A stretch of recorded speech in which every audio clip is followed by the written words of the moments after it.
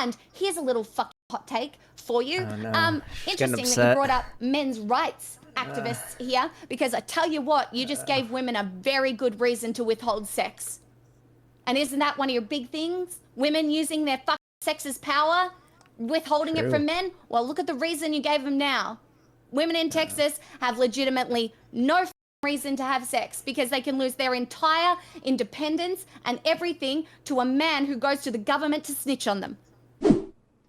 I heard there was recently a really bad heat wave up in the Pacific Northwest up there. And honestly, it's going to be a pretty hot summer. It has been a very hot summer. And if you're like me and you have trouble with staying hydrated when it's hot out and you sweat a lot or the heat just gets to you, then you need cold water. But going back and forth to the fridge, that's a pain in the ass.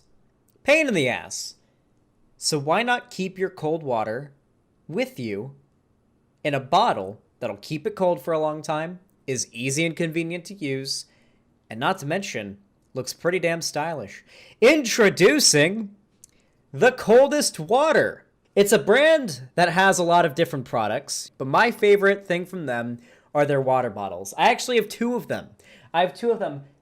And I gotta say, I really like this upgrade. You versus who she tells you not to worry about, you know what I'm saying? Anyway, if you would like to get one, you can actually get it for a pretty good discount. The link in the description. I have an affiliate code as well as an affiliate link.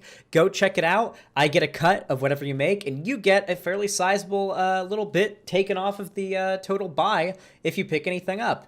Hello. Hey, can you guys hear me now? Yes. Yes. Hell yeah. Wonderful. Now it's fixed. Okay. I had it on the wrong Discord setting.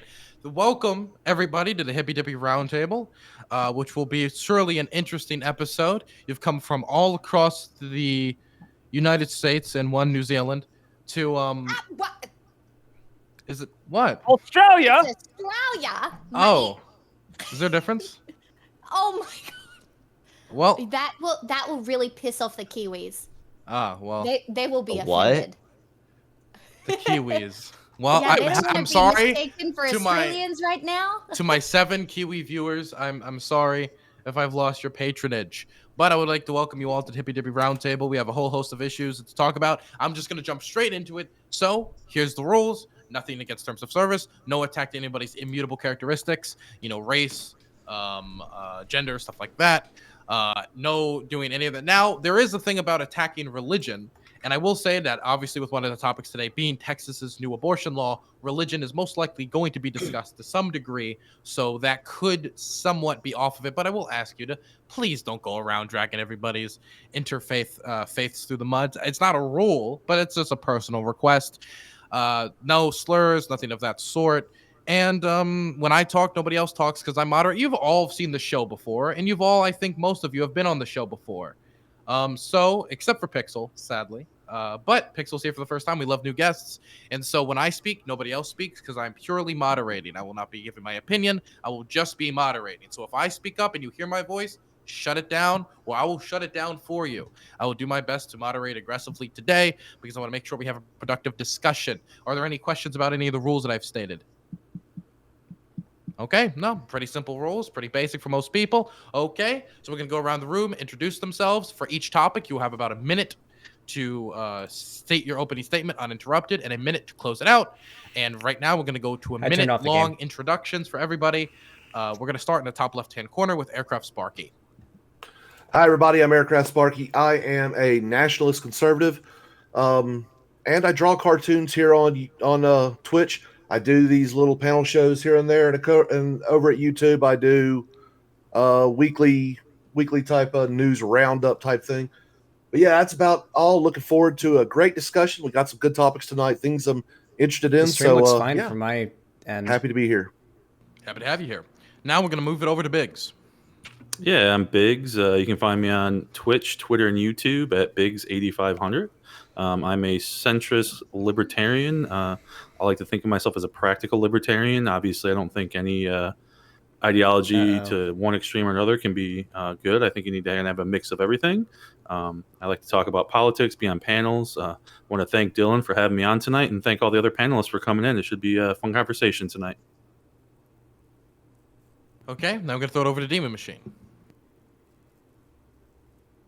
Hi, I'm Demon Machine, obviously. I fix cars all day on Twitch, and I yell about politics while I do that, and or talk and teach you about how to fix cars. That's pretty much the gig. People call me conservative, libertarian, Nazi. I don't care. Pick a thing. I don't really care what you want to call me. I just pick the approach that I think is going to work the best. Wonderful. Now we're going to throw it over to Hunter Avalon. What's up? My name's Hunter Avalon. I am a former conservative turned social democrat. Thanks so much, Dylan, for having me on. I'm looking forward to the conversation, and thanks everyone for joining today. Happy to have you on. Hunter Avalon actually recently put a video on his channel with me in it where I talk about what's going on in Afghanistan. So if anyone wanted to go to his channel to check that out from my channel, I would go suggest that. Go give him some support for that video. Now we're going to throw it over to the lovely Miss Rose. Hi, I'm Josie Rose. Thank you again for having me. I just came back from the mountains a week ago. It was probably the most tranquil thing ever in the Eastern Sierras. You can find me on Twitch at Josie Rose C. By trade, I am a trans researcher for the largest trans equality organization in the country, and I have about 10 years of political background and experience, and I even got like 6 years of reactor operations in the Navy under my belt. So I got a pretty eclectic history. So love to just bring my perspective and have fun tonight. Happy to have you. Now we're going to throw it to a first-timer, Pixel Smixel. Hello. I am not a Kiwi, but I cover the news most nights here on Twitch at very early American hours while everybody's asleep. And basically my history is I studied psychology and wound up accidentally becoming a content creator, which I feel like is a common thing that happens sometimes with psychology degrees. But yeah. I cover the news, and that's about it. Oh, and politically, I am very much on the left, but I do believe in reformist and grassroots organizing as well. So I believe both can exist at the same time. Now we're going to throw it over to the Turk. Yeah, my name's Turk. I stream science and tech here on Twitch and YouTube. I do computers, PC hardware, tech reviews, and all that stuff. I don't work on vehicles like Demon Machine does, but I work on computers. Dylan, you've always been hyped up about the PlayStation 5 build, right? Exactly, yes. I've got a mobile PlayStation 5 that's going to be on my video next week over on YouTube. So if y'all like computer stuff, mobile PlayStation 5. So I'm conservative. Check the hat. I live in Texas, so I've got some pretty good info and feedback for one of the topics tonight, but glad you had me on. Hope to have a good discussion tonight. Happy to have you on, Turk. And now we're going to throw it over to Xanderhall to wrap up the intros. Yeah, I guess you'd call me a sock dem. I'm a professional Rust streamer that dabbles in politics, also a professional Rust addict. And I just stream on Twitch and talk about politics and play video games. Happy to have you on. Now we're going to go into the first topic of the night, and it's going to be, one moment, should we sympathize with anti-vax commentators who catch COVID, or however you want to classify said commentators? So there has been an example of Phil Valentine, who I wouldn't call an anti-vaxxer, but at least a vaccine skeptic, who recently passed away after catching COVID, and a host of other commentators who have caught COVID and are struggling it, fighting with it, or dealing with it. Not just conservatives, mind you, but I believe it was it, what's his name? Rainbow Coalition. Somebody remind me. Rainbow Coalition. He ran for president. Jesse Jackson. He also caught COVID. So I just want to make sure that everybody knows it's not just conservatives catching COVID. It's not like magnetic to them. And Joe Rogan, too. Joe Rogan caught COVID as well. So there's a whole host of people of a very long list of ideologies catching COVID, but particularly there's been a dialogue online about how we should treat those who are anti-vaxxers or vaccine skeptics who catch COVID online. And so should we sympathize them, or do they not deserve our sympathy? So I'm going to start in the top right-hand corner with Demon Machine. Oh, God, me first? Fine. I don't care what you feel about it, honestly. It doesn't matter. Either you decide to get a shot and that's what you want to do, or you decide not to get a shot because that's what you find is the best option. And I don't need your sympathy, and I don't think anybody else needs your sympathy. What's the point of the sympathy. Unless you're gonna do something, like if you're gonna like give me something or help somebody else out in a meaningful way, then fucking thoughts and prayers, I don't care. I don't care. Like, there's no point. It's emotions. That's Happy to pretty have much you. it. Wonderful. Now we're going to move it over to Biggs.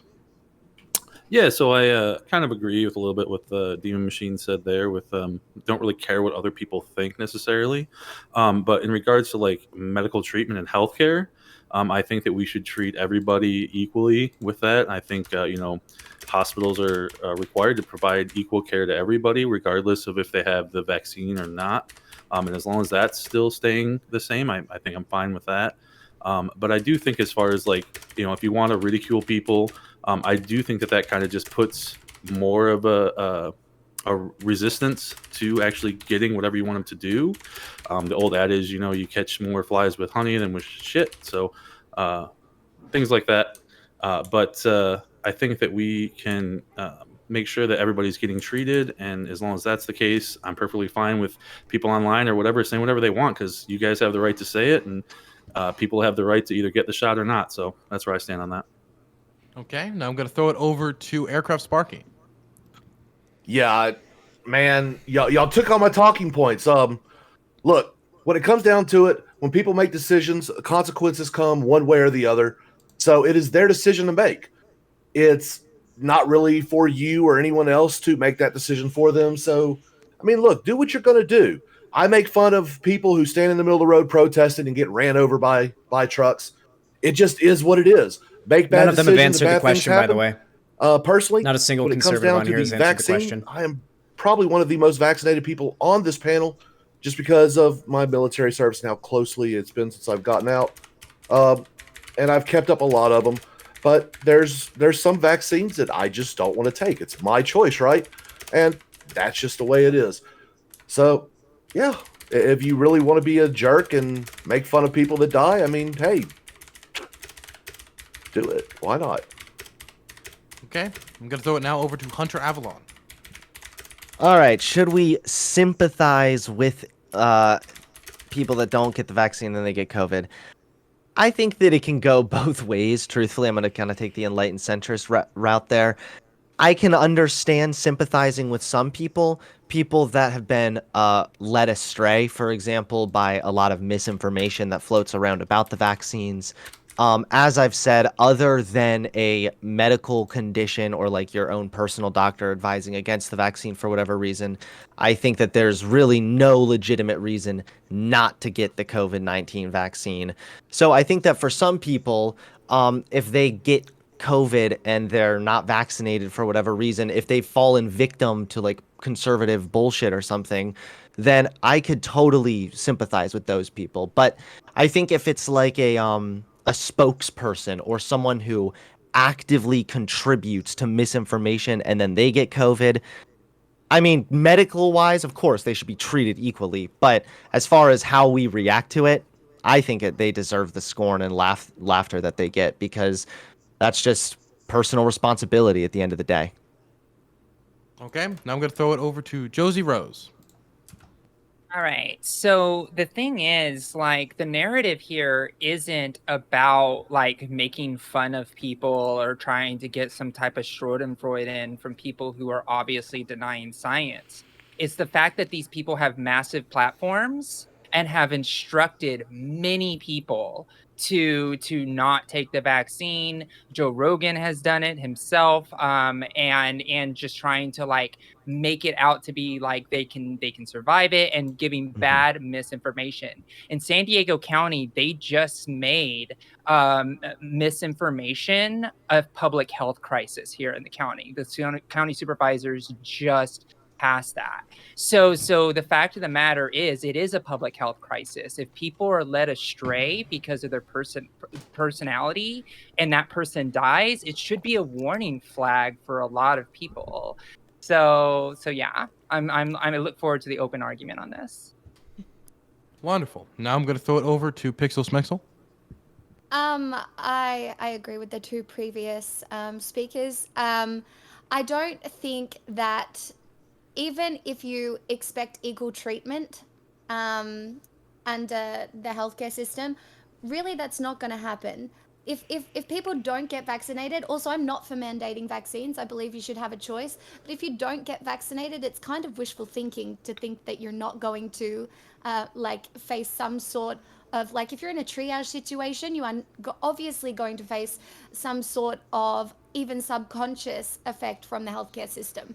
That being said, in regards to the overall question tonight, I don't think we should ridicule the people who are spreading misinformation, but people with big platforms who are spreading like harmful rhetoric deserve to be held to account.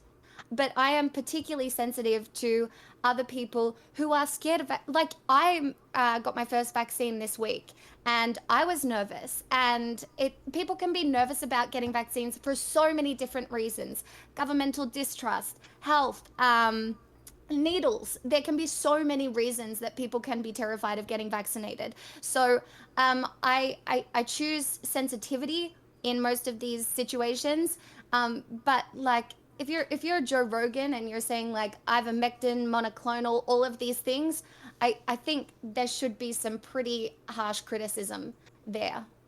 But yeah, that's basically my take. Wonderful. Now we're going to throw it over to the Turk. Yeah, so I don't disagree with a lot of the people that have said, but I'm going to kind of echo what Biggs said earlier. You know, there's so much division in our world these days that I think it would be a good step forward, or olive branch, to actually show sympathy to really ill-educated or ill-informed people, and show some sympathy and actually be like, hey, you know what? I don't agree with what you did, but, you know, I'm going to be there with you. I'm going to help you throughout this whole process. It's going to help mend some wounds, and hopefully, you know, even be a good, instigator towards, better public discourse, especially with some of these, larger people on larger platforms. If we just ridicule them and throw them to the side because they got it and stuff bad happened to them, they're not going to be any better off, and that discourse is not going to improve. So I would implore everyone to have a little bit more sympathy on all things considered in the world. Wonderful. Now we're going to throw it over to Xander Hall. Yeah, I have a really, really hard time finding any sympathy in my heart for the people that spend all day decrying the efficacy of the vaccines and end up getting sick.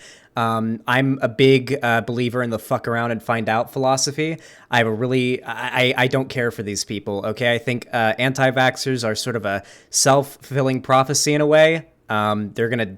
The problem's going to handle itself. Let's just say that. I don't feel any more bad for them than I do for someone who plays with fire and gets burnt. They've heard the evidence. It's not hard to find. Any mainstream media channel besides maybe Fox News on TV makes it very clear what the vaccines do, how they work, how effective they are. I just don't have any sympathy for these people whatsoever, and I don't think you guys should either, but that's my take. Okay. Now we're going to open it up to an open discussion on the matter. I will now ask one last time to make sugar your favorite spice and always be nice. It's not a rule, but it's a personal request. You can openly engage now. Can I get really loud, or I don't want to be nice. Is that against the rules? You're allowed to get loud, yes, but I might turn you down if it gets too much. Okay, cool. So was somebody? I think it was Rosie. You said Josie. Sorry, not Rosie. You said that there was some place that they were cracking misinformation. Well, in San Diego County, we just deemed it a public health risk to spread misinformation about masks and vaccines. That means if you give somebody misinformation and they get sick and die. What misinformation? Who determines? We're going over the government regulations and CDC guidelines. The government. Yeah, the government is using the government. No, we're not saying. Yeah. Hold on, we're not. Wait, I have a better trust. Wait. No, okay, I'm immediately shutting this down. Let's let the interaction happen before other people jump in, okay? So at what point is the government responsible for enacting their own measures against themselves for misinformation that may or may not have been spread? They do have implementation. It's called the public, like when you have a public body, there's people can do investigations. There is Freedom of Information Act. You can do all that stuff. It's not uncommon to see the government be wrong and then get fixed. So should they be punished for being wrong and being fixed? Right. Well, yeah, Because- people get fired all the time. So Fauci should be fired. I have a question for Demon No. Machine real quick. Because Fauci has spread misinformation. That is a valid point. Demon Machine, if you don't trust the CDC, then who do you trust? The CDC, I trust doing research and finding out. Here's the Okay, question. so doing research, so wait, who do you trust? Do you look up all I've the already got a facts question that taking destroys this regardless of entire whether or not argument. they're Like, or not? Yeah, I'm waiting for an end here. I take a lot of medications. Cool. What does that Well, have to do I'm with sure it? What does that have to do I'm with just being wondering a who you baseline? trust, Demon Machine. Who, if it's not the CDC, if you don't trust the CDC to give you accurate information on like health-related issues, same with the World Health Organization. If you don't trust these major, usually recognized and trusted institutions, then what do you trust? Nobody. So how do you know what's right and what's wrong? How do you know what's misinformation? Information from all sorts of different sources, and then make it come to a conclusion. It might come from the CDC. It might come from other places. Maybe I might So agree. you with do trust the Maybe I CDC don't. sometimes? What? So you only like the CDC when it agrees with you? That's not when did you? You just said you don't No, trust I said- anyone. You when I just said made- you don't trust anyone. Then you said what you he don't said. trust the CDC, and then you said sometimes you like the CDC. It depends on what they're talking about. If it makes But- any fucking sense. If it makes any sense, which would be what? Something that you agree with, right? This is it. Come on, man. You No, either no, trust no, the no, no, CDC. no, Hold no, on. Hunter. You either wait. You either trust the CDC or you don't. You don't trust an institution You know that's what? I'm gonna be like, convenient "Crap, for you. CDC, Wait. I'm gonna do anything you fucking say. Every time you say something, bow down to whatever you said because you're the fucking lord of my life. No, I'm gonna find out what the fuck they said, and then I'm gonna go do some research and be like, does Now this I see make why we had any this guy sense on. at all? Yeah. Okay. So Yeah, I you can got a think little Dan. Fucking measures that I can do with this. so I want to chime in here real quick. It's funny how I he do throws think, a tantrum when he's actually challenged on his ideas. I do Just think to you're put being that a out little there. dishonest. Wait, because wait, I wait, think that- Before I go too we- far, I like to be loud. It's just my thing. Okay, Biggs. Yes, I think, Hunter, you're being a little dishonest because I think that you would probably agree that you do your own assembly of information before you make decisions and multiple sources and things No, like Lonnie, that. I You would don't. agree with I don't that, know how right? to Like fix most lag. people should do that Yes, kind of but one research. of those. Yes, but when you say multiple sources, what does Yeah. that mean? What this guy It Demon can be Machine all means? kinds. Well, If he says he that's what- doesn't I think trust- I think you were taking it to a place that was being as disfavorable to him as possible. When I think that most of us here on the panel will probably take a whole combination of information before we make decisions. But that Now- combination should Right, include but the what I'm major saying- institutions yes, that are exactly. usually But trusted. we also right? know from this, especially within COVID itself, we've had lots of things where they told us the wrong thing or it was inaccurate. Like? And I understand, like the masks thing, right? First they said don't wear masks, and they said wear masks. All so that. that's been That was- explained and right, addressed exactly, which- publicly. yeah, Other because than they that, what lied. else was they there? lied. They lied, Oh, right? yes, they did They lie. lied because And hey, okay, that's what we're talking Hold about. on, wait. Okay, Can no, I- okay, can I wait, please- stop before. Okay, so It wasn't even the Wait, CDC. no. Hunter. God, Yeah, God. I love you, Dylan. I love you too, buddy. Okay, I'll take you out for some tea later. Now, for everybody, I just want to be very clear that we're not gonna have a dog and pony show here. We're gonna keep it somewhat orderly, okay? So I might start just going around the room and pointing to who I think I want to speak next, okay? They're accusing me Keep of this being bad orderly. faith, though. Wait, well, Hunter. I should. Hunter, do you have a history of hearing problems? Yes. You do? Well, thank God, because that would explain a lot. Ableism. Okay. So when I'm speaking, no one else is speaking. So no dog and pony show. Gonna be running an orderly panel. So I don't even know who's the last person to talk. Who was the last person to talk? Can somebody tell me and be honest? It was Biggs. Okay, so Biggs, I want you to finish your point, and then we'll have the person you're talking to respond. I was done. If Hunter can Okay, go so ahead. then Hunter can go. So Can I respond all I for was Biggs then? all I was gonna say really quickly was Turk, you'll be next. yes, Fauci lied about the masks initially, and we can all agree that that was less than ideal tactics. However, that has since one been addressed. Maybe Caesar. Two, there's a Normal reasonable pills. explanation for why it happened. Although not ideal, there was a good reason for why it happened, and that's since been explained. And three, this was not a lie about anything vaccine related at the end of the day either. So we can talk about the dishonest tactics that Well, Fauci engaged in. we were talking specifically about the appeal to authority of these major institutions, right? So that's where I was going with that, not necessarily about the vaccines. Just so Did we're the clear. okay? Did the CDC say not to wear masks specifically, or was that just Fauci? I could be wrong, but it's my understanding that it was. I'm pretty Wait, are sure they talking it was about my the mask understanding that it was thing? the CDC along with Fauci because they were concerned about, like you said, it was explained that they were concerned about the availability of masks for like people in healthcare and stuff like that, which is understandable.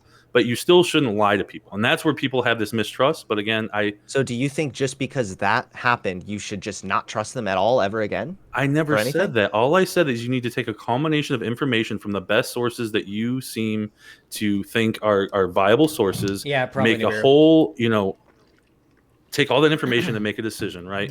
And if people make that decision, if it doesn't necessarily agree with one of these institutions, and in fact, some of these institutions may even be at odds with what they're saying about it, right? So we have to take this information with a grain of salt, no matter where it comes from, and actually make justifiable I disagree decisions. with this. This is Okay, anti-intellectualism. This is it's not anti-intellectualism. anti-intellectualism at all. But This is you can say absolutely. that. This is that you just said we have to take everything with a grain of salt. Yes, you there do. are some You do. sources. There are some sources and authorities that are more trustworthy and should be held in higher regards than others. I am going to take InfoWars with a grain of salt. I'm not going to take what the World Health Organization says as a grain of salt or with a grain of salt. There are different levels to authority when it comes to these institutions. That's why we have these institutions, is because historically we trust them to give us, at the end of the day, accurate information in regards to health crisis. I have a question for you real quick. Has it always been good outcomes of those decisions to follow those institutions? Not every single Okay, time, that's but we fine. can. That's all I wanted to ask. That's a fallacy. Wait, That's yeah, a do you think fallacy. any- I'm do you just think saying it anything's doesn't matter. 100%? Not That's perfect. that's what the thought process that people are having. They want to take the information that comes in, and like I said, we've seen it within care, these though. Those cases that people they've are lied wrong. about. I It doesn't don't matter care. when Those people lie. It are makes wrong. people. Okay, Where's the that's fine. authority on anti-vaccine rhetoric? Like, where There is is the none. This is authority? Where are we anti-intellectualism. finding This that? is this idea that you can just take any source and just be like, oh, well, this is fine. World Health Organization. Okay, yeah, that's fine. And this random dipshit on YouTube said this thing. We should also listen to them. No, that's I never not how we said. Where are operate. you coming up with it? I never said any of that. You said we should take any. Said we should take all sources with you a grain should of take salt. as much. That Yes, is what you should said. take all sources with a grain of salt and make your No. own decisions. Yes, There are No- some that no hold more authority weight than 100% others. That's what I'm correct ever. disagreeing That with just you. doesn't- Okay, that's fine. It's Okay. I have a question. anti-intellectualism. I have I'll a leave it at question that. for the conservatives wait. on the panel. Can I ask a question really quick? One question. One moment. I want Turk to go first because he's been waiting, and then we got other people on the list. But I'll have you, Turk, So then I, Zan. so then I go have back to the two. list. I have 2 points. Can I make the first point, then Xander can go, then I make my second point? Sure, we can do it that way. Cool. So to Avalon, a direct example here is I think it was in April. The CDC explicitly said that schools should be able to reopen and that there shouldn't be really any guidelines that go in place. The following week, they reversed that and said that schools should remain closed or have all sorts of other mandates in place. So, according to your authority powers from the CDC, which time frame is more accurate? And if you're going to go and say that in the public square in San Diego, should you be prosecuted for misinformation crimes? I don't know anything about the San Diego thing, so I'm not going to speak on that. But as far as the first thing you said, yeah, I think that if we want to talk about, like, this sounds like a completely normal process. I'm not saying that every single thing the CDC utters the first time they say it is going to be 100% correct. That is not what I'm saying. What I'm rather saying is that we need to listen to these institutions. And yes, there are going to be times where they say one thing and then that decision has to be changed. When it comes to can I just please finish? When it comes to COVID, this is a developing pandemic. And with that comes developing guidelines and developing knowledge. I'm just saying that the CDC, they're not just making these calls randomly. This is based on new evidence that comes in that's also developing. So back to And the Bix's reason they point- changed on children is because children's rate of COVID infection has gone up dramatically. That's why they change it as news changes. So I want you to source me the 2 scientific studies between the April time when they said that schools should reopen and then the scientific study that says that schools should not remain open. I don't need to do that. No, I don't that's to need to do Josie. that. That's why? What's the point of that? Because she just claimed that the reason they did it was because the science changed. I want to see those studies. I didn't say the I mean- science changed. I said that the rate of children getting infections of COVID did. But between That's one a week and that's the a other? quantitative No, I said that the data. CDC has show me walked the back- data. I want to see the data. That was me refutes that said that. I or- said the or CDC qualifies that. Dude, you're the one that brought up these examples. If you want to look more into it, then you should have that. You should have that on hand. Don't my have me to question go was be your little you, errand boy If you're here. going to have I'm one ta- authoritative person saying schools should reopen one week, then they don't open or they shouldn't be open the next week, how can Let's you find take out why that they on changed the institution decision. serious? Why shouldn't you take it? Why? with a grain of Wait. salt? Why can you? Wait. I want you to try to listen to how silly that sounds. An institution said something, then changed their approach. And change. Why should we listen to that institution? Sometimes like the White House says something and has to retract a statement. You realize that authoritative institutions can say things and then walk back on that later for good reason and still be authoritative institutions. Yeah, the reason that we have a This is- problem is because they literally lied on purpose. That's the bigger Dude, this issue guy here. said he was an That is enlightened a centrist. This conspiracy is to some say that. dipshittery right here. You just literally said that they lied on purpose. You know how conspiratorial that sounds? They admitted For to what it. Do you not reason? understand that they said they lied on Also, purpose?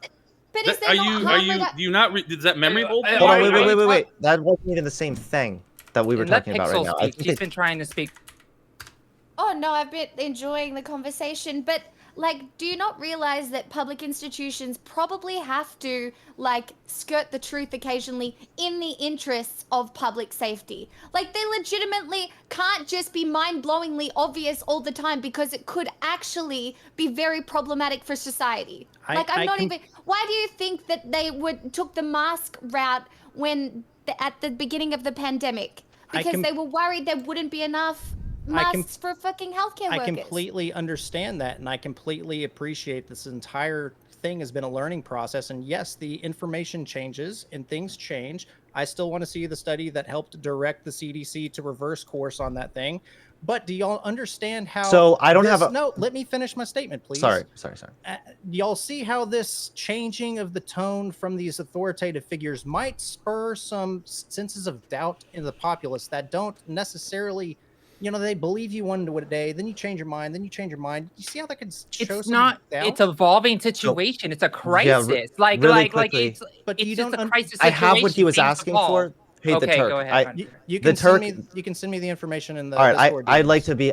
Be happy to send you this. This doesn't have the actual study. I'm trying to find it linked, but this is the CDC updates operational strategy for K through 12 schools to reflect new evidence on physical distance in classrooms. The Centers for Disease Control is updating guidelines to reflect the latest science on physical distance between students in classrooms. This might be what you're talking about. How they changed the guidelines. Yeah, send it to me. I would love to read it. And Okay, so once again, this is for this conversation because 1 week it was one thing. This is March 19th. It's a developing pandemic. So that and might it's be the based same on, study then. Yeah, I'd love to read Yeah, it. and it's based on the latest science. So all I'm saying is I understand how some people might see them say something and then have to walk back on it, and then that might make them doubt that institution there for a second. Sure, but at the end of the day, this is a developing pandemic. So the best thing that we can do is help people understand that with a developing pandemic, there's also developing research, and there are going to be trial and error. There are going to be some mistakes made, and there are going to be sometimes that they have to walk back. That doesn't mean that this institution is not authoritative. It simply means that they have the latest information updating us on the health crisis. They have access to information and studies and research that we simply do not. There's a reason they are an authoritative institution. So wait, they have information that they're not sharing with us.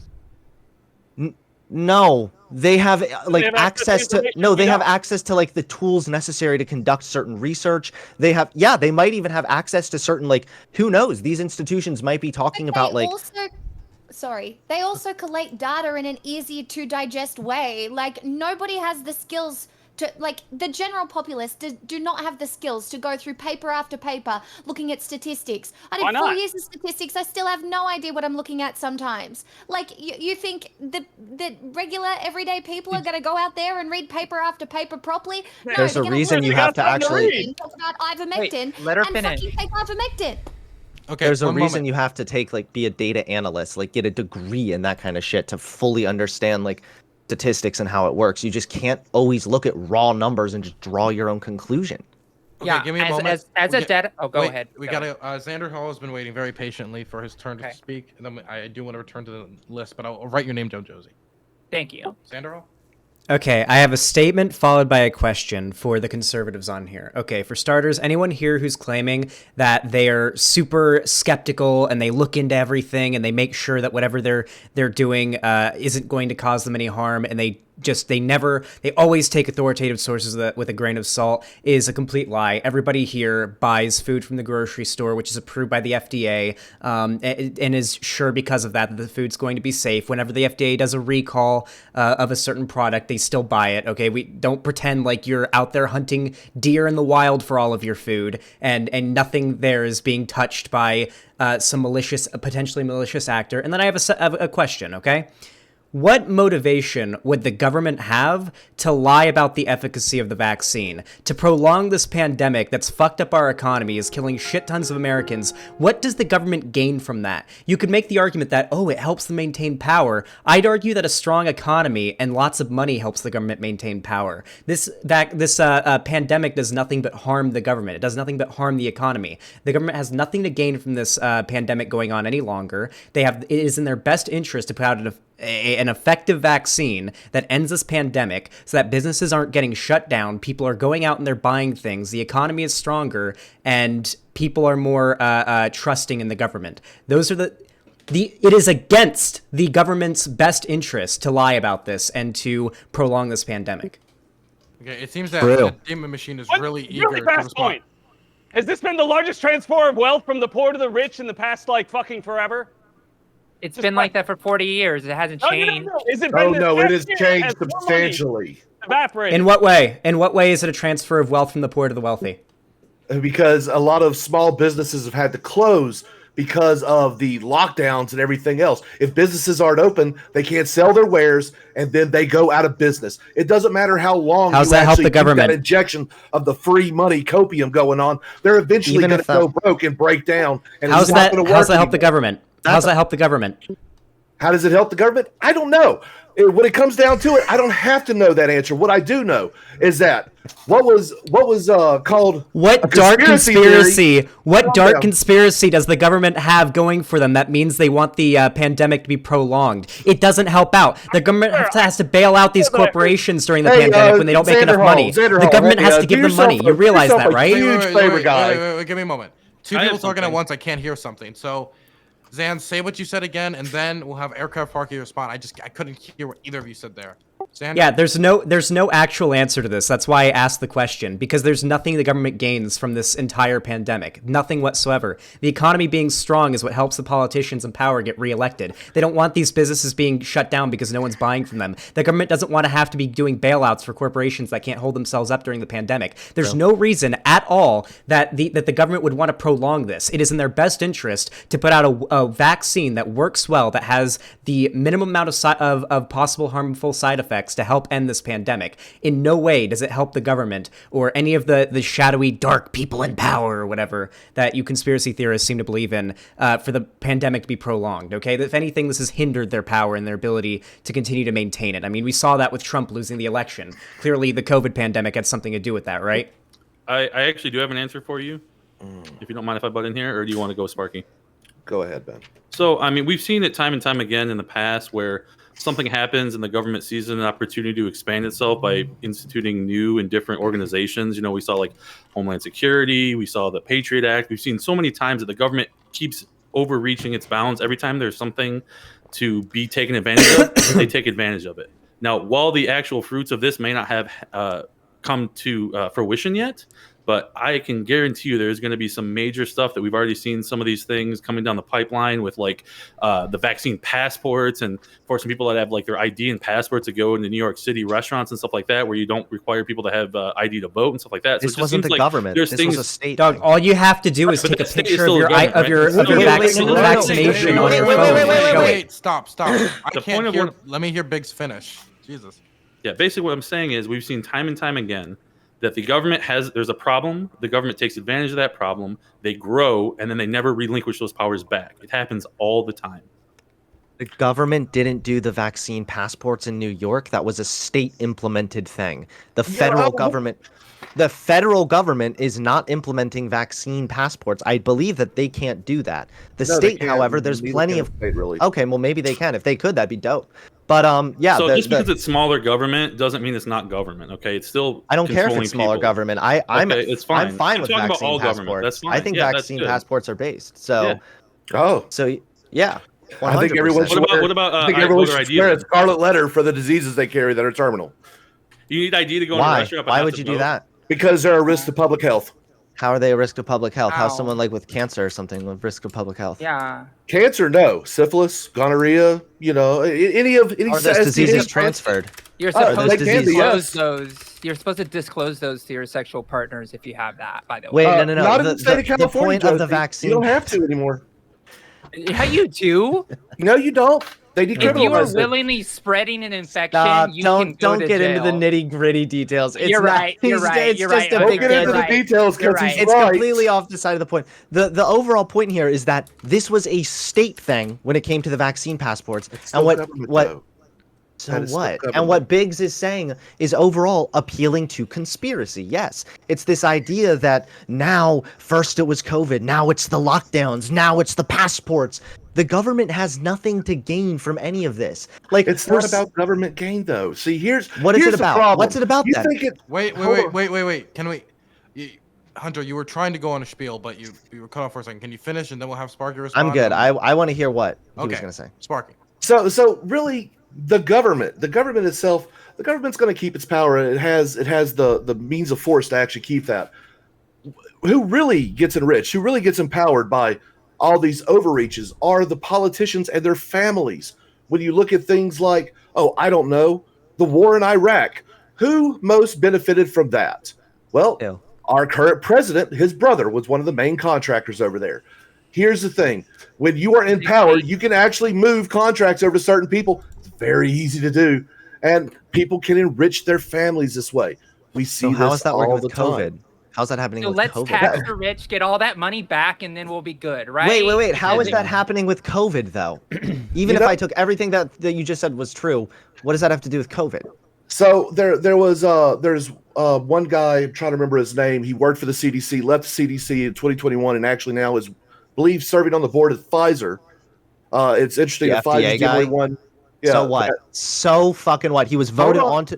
He was He was voted onto voted the on. board. He was And voted onto the board. isn't it interesting that the Pfizer vaccine is the only one that's received FDA approval right now? That is a little. No, it isn't. Okay. It's not. It Never mind qualified the fact. faster. It went. Never mind the fact Yeah. that Moderna is just as successful and everything Okay. else. There's a lot of reasons to be skeptical. There's nothing wrong with being skeptical. You Look, can be I skeptical, tell but it's people appealing to all the time. conspiracy. I tell people all the time, you talk to your doctor. They're the ones that actually know you best. I'm just a guy on the internet with freaking opinions and shit. I don't tell people how to decide their life. You shouldn't either. So when it comes down to it, Hunter Avalon, where is your multiple doctorates in virology and everything else? You don't have one.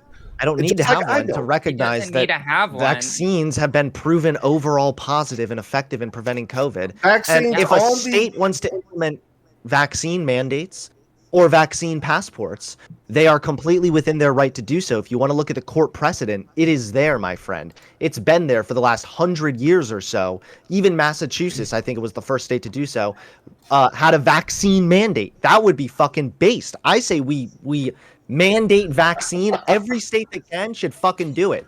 Go the Texas route, the way that they did the Texas thing with banning abortion. Do that same loophole, the my private rights effective thing, whatever they did, the loophole they took advantage of. Do that with the vaccine mandates. That's what I'm saying. Oh, Who's okay, with me? cool. I don't disagree with that. I think the burden of proof is pretty extreme there, and the private person would have to actually find out and prove that in a court of law. So I don't think the individual has to justify a damn thing. Look, because there's they many have to reasons. prove it There's in the court of law. So it that's comes a down to really hard this. battle for There are several things that can keep people from getting a vaccine. There are people who have medical conditions. There's other people that actually have religious exemptions. You That would don't be want dumb. to trample on their rights. Well, it doesn't matter what you think, Guy. If anyone asks for your That's opinion, why I'm on this sure I would panel. give This it is what to I you. think, right? But here it is. That would be dumb. Why would your religion demand that you are put in harm's way? The literal Pope said get vaccinated. Like, Well, someone might be following a different religion. Maybe it's the anti-vax religion. Where Well, I mean, there's such things as I know Christian Jehovah's Scientists. Witnesses aren't allowed to get blood transfusions, so there's Yeah. an example of religion. Christian Scientists. I You know, mean, kind of. It's the mark of the beast, dude. I actually unironically argued with someone the other day that thought the vaccine was the mark of the beast. Can I so. take a second to zoom out on this conversation? So like the idea here is, regardless of like vaccines, you can insert anything in there, and the skepticalness based on partisan lines on science and information and data gathering and just the ability just to rule as the governing force that we all elected and voted people in to do. I really want to know, because I grew up in Texas. I was in the military, you know, when I was getting all my vaccines, just like you, Aircraft Sparky. Like, you know, I was going through the line just like everybody else getting those vaccines. I remember when I was a kid, conservatives, because I grew up around a lot of conservatives, like, oh, that medicine's bullshit because it's not FDA approved, or they would say, you know, the government, the way that we viewed science and data and information, we trusted these institutions. I remember my mother trusting the CDC and poison control to say not to drink bleach, right? Like I trust that. I know that that's what's going to happen. If I go and drink that, I may die, right? Because it's caustic. So the idea here is, what do we do? Because like, if you go in and assess a situation, let's say you're going into a crisis, right? And I'm going to go ahead and just bring a military background in. You're going in and it's flooding. And you are assessing and you're trying to do a pipe joint to protect that flooding, and then all of a sudden you see a bigger flood from another joint. You better go jump to that other joint and stop that one if you have the opportunity to do it first. Assessing a situation, doing triage type of stuff, or it's the same thing if there's people on the ground. If there's somebody sick and then you're fixing up a little scuff on the arm and somebody's coming in with a gushing artery wound, you're going to stop the work that you're doing on that person. You're going to move to the person with a gushing artery wound. I just don't understand why it's so difficult to understand that government agencies that we have elected into these positions to be able to protect us from basic harms and diseases. These are the things that they've been doing for so long, and we prevented other pandemics from hitting our shores before. And why now? Vaccines have eradicated stuff too. Yeah, why now? Why is it right now when the humanity is like getting devastated by this, and we have the modern miracle of vaccines? Why now can we not look at this and say, look, the unvaccinated death rates in hospital beds right now are extremely, people who are vaccinated hospital beds are extremely low, and most of the people in the hospitals are unvaccinated. Why can't we just use our common sense eyes for those things as well? A lot of the skepticism too comes from like a current time of political division, because if you think about it, there are a lot of other places in your life that you do trust, institutions and other aspects in your life that you have complete trust in. You have trust in your car when you drive down the road. You have trust in like food institutions, that they're not going to give you food that has like remember chat, he stole his point from me or whatever. And that too is because of a government agency largely. So there are a lot of certain aspects that we already trust in our life. But oh my God, yeah, but I think that bring up the government and cars together. That is the worst unholy marriage ever. So speed limits, fuck speed limits. Right? I think seatbelts. Oh, come on, we got to get those out of there. How do we know those work? People still die from high rates of speed and vehicle accidents while wearing seatbelts. So look, when it comes down to it, got to get rid of those seatbelts. You know what I'm saying? They don't help at all. Am I right? Love the straw man. Love the straw man. Okay, wait. I want to move. It's not. It's actually directly comparable. Wait. Okay. Next was Pixel on the list to speak. Got to get those seatbelts out of there. Those airbags. I honestly think that we're kind of missing the point, and I think one thing that we haven't addressed yet is that I actually agree with the conservatives here that there has been a large transfer of wealth, right? But the skepticism and distrust thrown towards the government is going in the wrong fucking direction. All of these major corporations are just exploiting a system that is there to be exploited. This is what happens during times of war or times of pandemic, which is also endemic now, right? COVID's not going anywhere. Like, it's not being eradicated, vaccine, no vaccine. COVID's going to be going around every country for the next however long until we all have enough boosters. But people are thankfully still we're going to get some suffer for a boosters. very long Yes. time. I can't wait to get some booster shots. I But I bet. know, but that's a Western-centric view of what's going on. Like, think about it in South Africa, where the vaccination rates are still low. It's like That's true. it's Yeah. worldwide, Hard. endemic. People are going to suffer still for a very long time, and the system that is in place right now is going to continue being exploited by companies that are looking for exponential growth, which I can see where the distrust comes from. But it's all misplaced. Well, Because- what is that? How does that even have anything to do? Like, okay, first of all, Amazon gained profits because everyone was in lockdown, so of course they're going to be more likely to order shit online.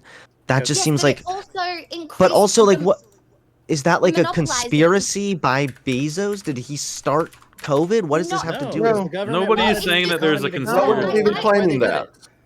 No one I'm was just even saying claiming that I that. can see how people who have a general distrust of government are looking at the government and blaming the government, but it's wrong because you have to look at the entire system, how it's functioning. The government is just trying to put band-aids on a fucking leaky bucket. They have no idea. They're just trying to patch it all up. Meanwhile, the companies that lobby particular governments are getting richer by the minute. I completely, like, I see how that happens. I'm just saying. That's Well, okay, I'm not conspiratorial gonna even. have- I don't know how it is over in Australia, but this idea that these like billionaires are lobbying a bunch of shit during COVID, taking advantage of this isn't even true. I believe if you look at it from a statistic, I don't know how it is in Australia, but if you look at it on a Australia is statistical turning level, back to the original use as a prison colony. I mean, if they you- are locking down their entire freaking citizenship. At least in America. okay, Chris, Good one. That's a good one. I am currently inside in lockdown. Hey. Okay. So I heard a comment was made, then everybody jumped in. I would like a response to that comment. So Aircraft Sparky, you brought up Australia's history as a prison colony, and I wanted to give Pixel time to respond to that. You will find if you don't watch Sky News or any of the reactionary Australian influencers that most people know that being locked down when we were saved a lot of lives. The problem in Australia right now has a lot to do with federal leadership and conflict between federal and state leadership around vaccine rollout. But basically, New South Wales decided to go with a more freedom approach, and we still don't have a fast enough vaccine rollout. And because we have the Delta variant, it's going to go so fast that our healthcare system will be overwhelmed. There is no fucking New World Order going on, right? There is no authoritarian whatever. That's not a thing that's happening. But I do understand why people move towards conspiracy, because everybody is so scared right now. And when you're scared, you look for order and you look for places that make sense to put your trust in. And sometimes if you're on Facebook, you find yourself down fucking ivermectin little holes, and then all of a sudden you're in a QAnon conspiracy group. Like, there is It's true. You do. You literally It's true. do. You find one conspiracy. It starts and then with all of Joe a sudden Rogan. You're like, and now there is a new world Ben order. Shapiro, Steven Crowder, Yep. and then next thing you know, you're turning into a horse. First they read it's more- 1984. I think, Pixie, And I then think, Joe Rogan Pixel, said sorry. ivermectin. Yeah, Pixel, I would say that it's not more like the fear drives people to tribalism. That's why people go into small groups and conspiracy, because when people are afraid, they just go to the tribe where they feel safe and comfortable. And I think that's where a lot of people rally to conspiracy theories.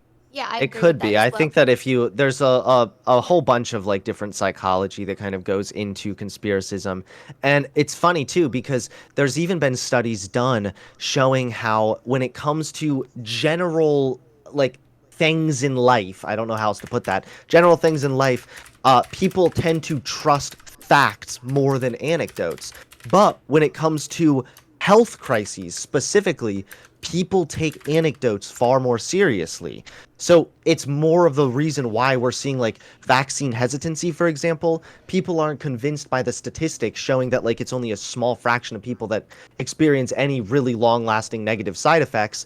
People instead are just seeing that one blown up scary story And that is plastered all over actually- Fox News. That is actually one of the interesting things is the long-term side effects. Those are one of the things that we don't know about. This is actually one of the fastest developed vaccines. In fact, when Donald Trump was still in office, now Vice President Kamala Harris said that she would not take any of the vaccines because it was Trump's vaccine. And now that they won, they're all pushing it. And I guarantee you many people on this panel were probably thinking the same thing. Well, that's Trump's vaccine. I'm not going to do it. That's When not you true. look at, oh, cool. Well, when you're looking at things like what's going on in the world, like what is the highest vaccinated country in the world right now? Oh, that's Israel. Israel has what, about 85% vaccinated, and they are having huge outbreaks because the vaccine doesn't prevent infection or I love cherry spread. picking information Yeah. too. Hold on really quickly. That was an outright lie. Kamala Harris did not say that she wouldn't take the vaccine under Trump's administration. She Thank said you. she'd take it once medical professionals confirmed that it worked, not only on Trump's word. So that was just a complete lie. So I'm Good old fact enough check. to Thank you, Xander remember. Hall. I'm old enough to remember Anthony Fauci going on the television and telling everyone He's going to bring you up don't AIDS. need a He's going to bring up mask. AIDS. And it was Holy because shit. Oh, Dude, I thought he was going back further. Wait. Hold on. I have a Hold serious on. question. Please, I have a very serious question. Did you vote for Donald Trump? Yes. Okay, so how do you feel about Donald Trump saying that it's not really anything worse than the flu? I don't care. How do you do you No, believe him why when do he you says care? that? What do you think about that? How do you I feel don't about believe everything everyone he lied says. to So us. here's- On So purpose. you know that it was leaked that he actually knew it was far worse and far more Yeah, deadly than the he flu, lied to right? us. Mhm. And then Yeah. he went on to continue to peddle it and say it was just as bad as the flu. So do you And then distrust he went Donald on Trump now? to, and then he went on to actually tell people to get the vaccine. And Wait, but Look. that's no. You can't. No, Wait, no, no, no, Stop, no, no, stop. no. You're being disingenuous right now because that was before you voted Hunter for him. Avalon, you So telling you're anyone that they're being disingenuous? Yes, is, and yes, I'm happy it to. is- And right now, you are the one being it is disingenuous. delicious. Yes, you're being disingenuous. I don't You take voted any for. of Hold on, my- wait. This is a direct And- contradiction, a fundamental Wait. contradiction. So we're gonna go have Hunter do his statement, then we're gonna have Sparky do his statement. I want nobody else to interrupt. I want to see this interaction take place. Hunter, Sparky. Okay, go. This is a fundamental contradiction in your ideology right here because you voted for the man who blatantly was exposed for lying to the public, to his own supporters. You voted for that person, and now you're trying to flip it and say you don't trust Fauci because he publicly told a lie that he then accounted for and explained for. You voted for Trump, yet don't trust Fauci. Do you see the fundamental contradiction here? Okay, so here, I'll address your fundamental contradiction. When you're in positions of authority and leadership, sometimes you do have to downplay things. It is actually So now you one of the things. justify it. Hold on. But when it comes to Okay, someone like Fauci, who is not an elective official, who is nothing more than a bureaucrat, he has spent his entire life working for the government. He is a drone. He's been in a that drone. position. That should mean something positive to you. He worked with fucking Reagan, dude. He's been here since the beginning. Like, you should look at him as a positive thing. He's been here since Reagan. That's a problem. But that's because he's an epidemiologist. Do you not understand how research works and science works? Well, You No, want he somebody doesn't. with How research experience. works. You want somebody with experience to do this stuff, okay? So you Because didn't don't address want- my. Yeah, sorry, go ahead. So I'm sorry. No, I no, completely interrupted. fine. I apologize. I was just going to No, respond no, to fine. Sparky. Is it? Yeah. You didn't even address my fundamental contradiction that I pointed out. You just said when you're in positions of power. So okay, so Yes. Fauci, he's in a position of power. He has a lot of influence on him, so he kind of had to tell the lie. So overall, that And kind of I sucks. But can- you should really trust him and get the vaccine, right? Because if Well- you're going to vote for Trump, then you should also be willing to, be consistent across the board, right? No, because I don't just use some politician to determine what type of medical practices I'm going to Then follow. what do you use? But Usually I talk to a doctor, someone who is actually, So trained every in that, who doctor knows saying me, take a vaccine. who actually knows me. Well, no, I've actually had a doctor tell me not to because I've had You adverse found a reactions doctor to that other told you not vaccines. to, or your No, well, hold I on, didn't hold on. find There a might be doctor. there might be It's not like reasons- it's not like I'm hunting for a diagnosis. It's because I've had problems with vaccines in the past. And Sure, people so are there, going, there might be good reasons. I think So- the only good reason not to get vaccinated really would be if your doctor specifically personally told you don't get vaccinated. Of course, you got to listen to your doctor, or if you're gonna if you're gonna die by taking it, you're immunocompromised, have an allergy, whatever. But we're not talking about that. We're talking about his fundamental contradiction that I think that you're trying to weasel away from. Honestly, No. because. Yes, The because anthrax vaccine was shit. you have voted Yes, it for was. you voted for Donald Trump, a man who lied to his followers and was exposed behind the scenes for knowing it was more deadly. Like, this is like a new level of conspiracy. If this was Fauci, if leaked audio came out showing Fauci was like, and then I'm going to tell them this thing, yada, yada, yada, you would be fucking losing your mind. Actually, I didn't even have that much of a problem with the Fauci emails when they came out. But it was a dynamic you just brought up the fact that Fauci lied about the masks, and that's your that's your reason for not trusting. He's lied about multiple things is a problem. 6 weeks ago. So why do you not trust him but trust Donald Trump? I don't care about any of this. I don't trust either of them. That's the problem. You voted for Donald Trump. It doesn't matter. You voted for Biden, didn't you? Okay. Yes, you trust him? Yeah, and I would stand by it, but you're walking back everything right now. This is so cowardly. Okay. We're going to move on because we don't have much time left for this topic. I want Turk to speak, and then we're probably going to wrap it up and move on to the next topic. Turk? Yeah, so just brief going into what's currently talked about. If y'all want to hold Trump accountable for the things that he said that happened to be proven false in the future time, I would expect that y'all would also be holding Fauci to equal levels of accountability because he was proven factually false also in this dynamic situation known as COVID. So let's be consistent, guys. Y'all should expect Fauci to be gone. Okay. I will, Lonnie. We're going to go into ending statements now. We're going to go around the room, say your last thoughts on the topic. We're going to start in the bottom right-hand corner with Xander Hall. Yeah, I wish I lived in the world these conservatives do. I wish I lived in the same world as them because they seem to think that they're these freedom fighters fighting against some shadowy cabal running things that want to perpetuate this pandemic and push out vaccines that turn your arm magnetic or whatever. I give no more credence to the validity of any statement made by an anti-vaxxer than I would to a flat earther, a climate change denier, or people who think that the sun is actually a satellite made by aliens that gives us all sun cancer, and that's how they're trying to exterminate humans. Okay, I give no credence to these people. There's so many lies that have already been told here. I called out a few of them, but there were just too many that I had no chance to interrupt and butt in on. But yeah, I mean, like at the beginning of the segment, anyone who denies the efficacy of vaccines and wants to be a bitch about it with their little beta boy immune system, I feel no sympathy for them if they get COVID. Okay, next is going to be the Turk.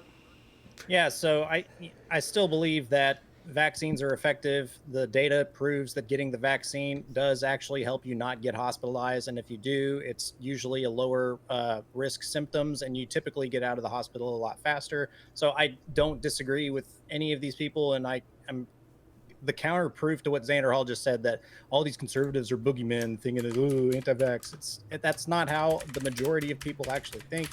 But I will say that if we are to start healing wounds as a society, we should be compassionate to even the people that are very dumb and decide to take ivermectin because they heard it on a blog somewhere. Yeah, it's a really stupid move, but show some sympathy, show some basic humanity, and don't be an evil Xander Hall. I will continue to be an evil Xander Hall. All right, we're gonna throw it over to Pixel Smexel. Look, get vaccinated. I think at the end of the day, I truly believe in your personal freedom, your choice to get vaccinated or not. But you have to live with the consequences of that. If you are not taking a vaccine has so much wider effect than anything else you could possibly do. If you are one of the people taking up a hospital bed because you didn't get vaccinated, it is not people that will just die of COVID. It is people that need that bed for other health issues. These are the unreported deaths that go untalked about because they're not official COVID deaths. But there are many people that are going to die because unvaccinated people are taking up hospital beds. That's just a fact. That's something that you have to live with. And I honestly can't make that decision for myself, which is why I got vaccinated. Get vaccinated. Like, it's really, it's really just, that's it. That's all I gotta say. Okay. Next, we're gonna throw it over to Josie Rose.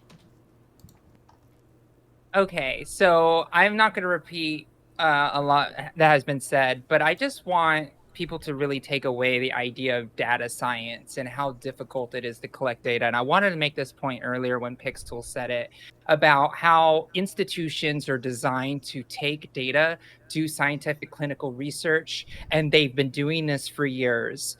It is something that is very, very important to take into account when we're talking the CDC, because the CDC is not one person. I do work with the CDC, and I deal with a lot of different people from a lot of different departments that are doing a lot of different research, from HIV to substance abuse to COVID to all these different things, because they're massive organizations that have millions of dollars from our tax dollars to research to protect us. And if we can't trust the institutions that protect us, we need to reevaluate what information we're using that you plan on that is going to protect us. Because for me, I feel like a lot of bad faith is on this panel, because it's just an automatic hatred for anything that the government touches. And that isn't a way that you run any civilized nation. And if we want to be able to fight and win and thrive as a humanity, then we should probably trust the institutions that we have put in charge to keep us safe. They've been doing it for over 250 years, and it's time for us to continue that process moving forward than burning it all to the ground with no backing of any historical institutional knowledge.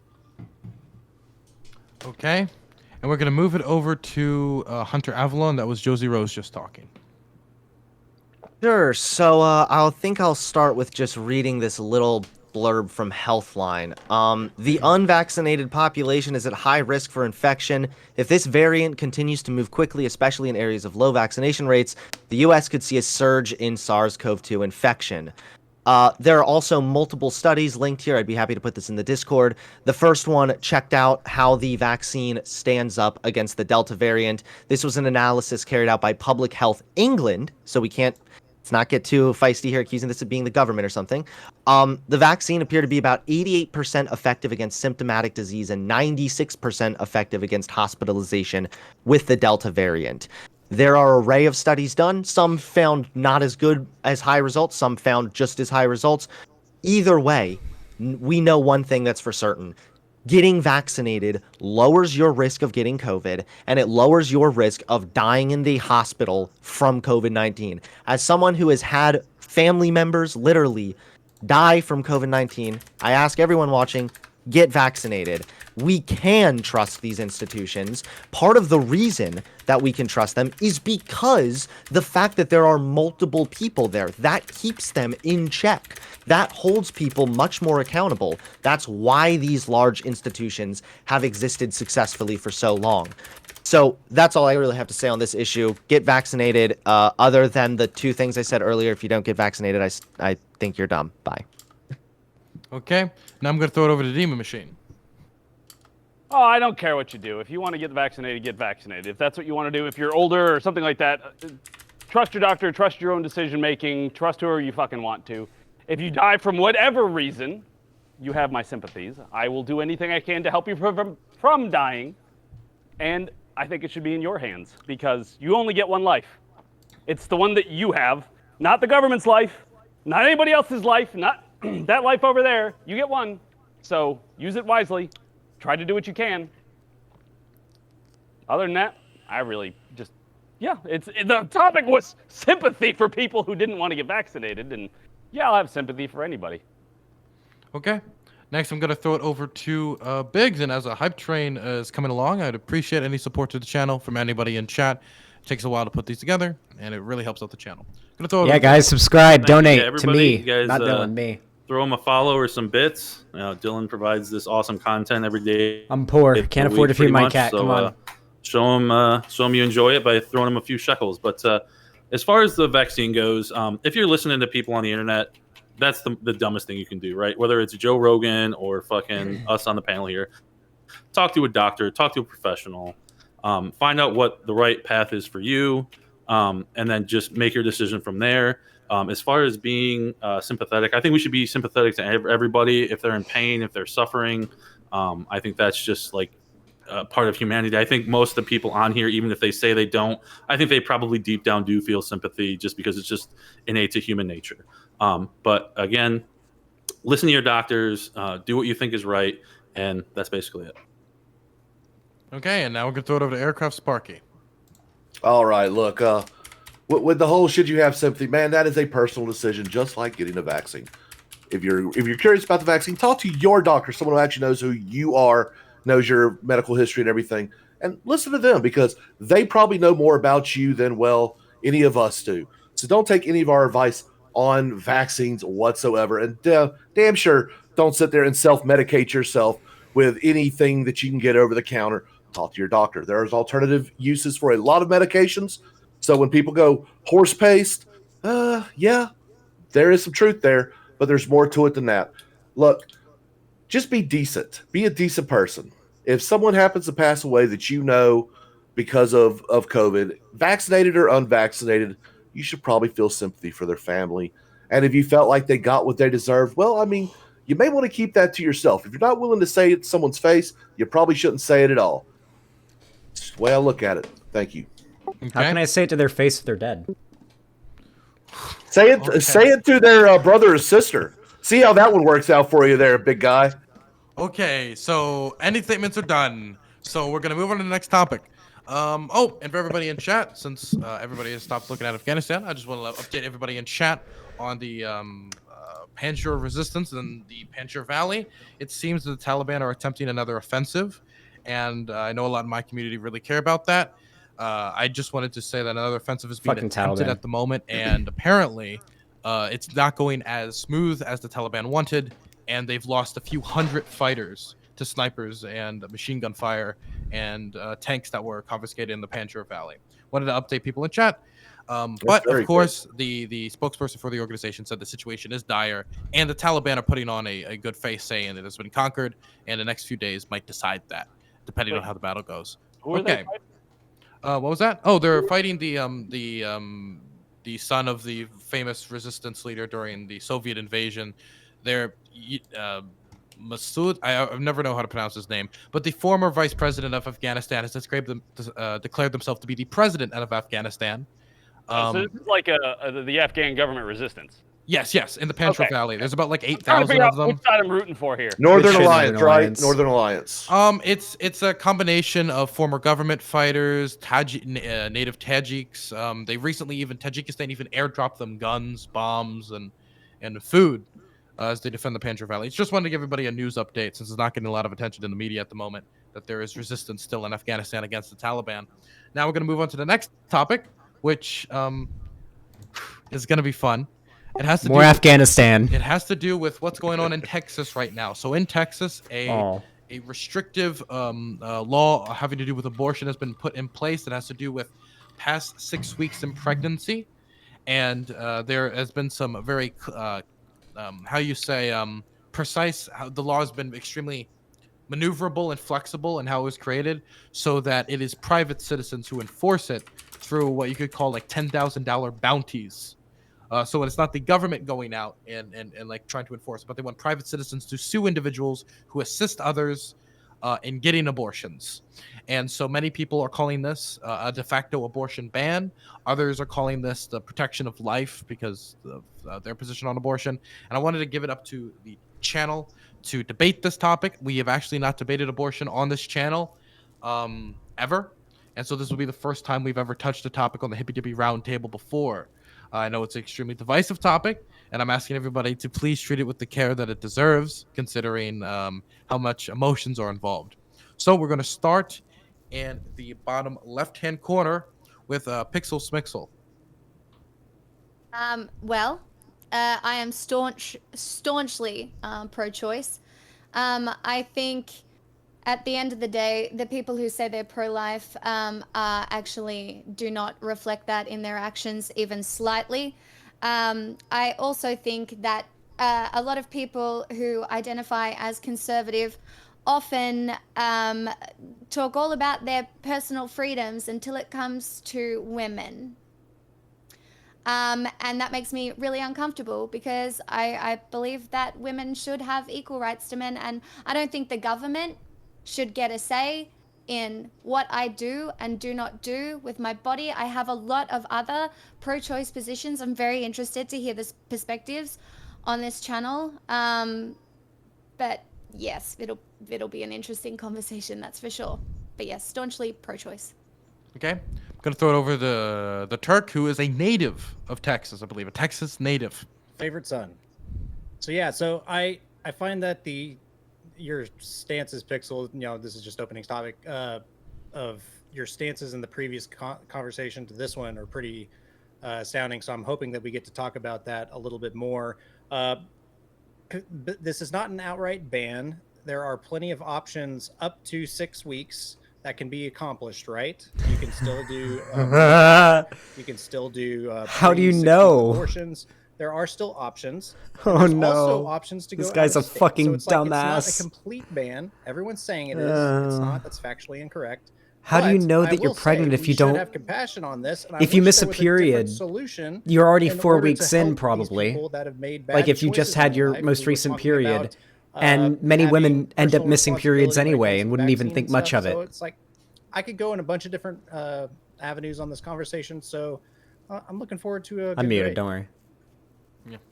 Oh, also, somebody reminded me in chat. It's not what's considered the Northern Alliance. Right now, it's called the National Resistance Front of Afghanistan in English.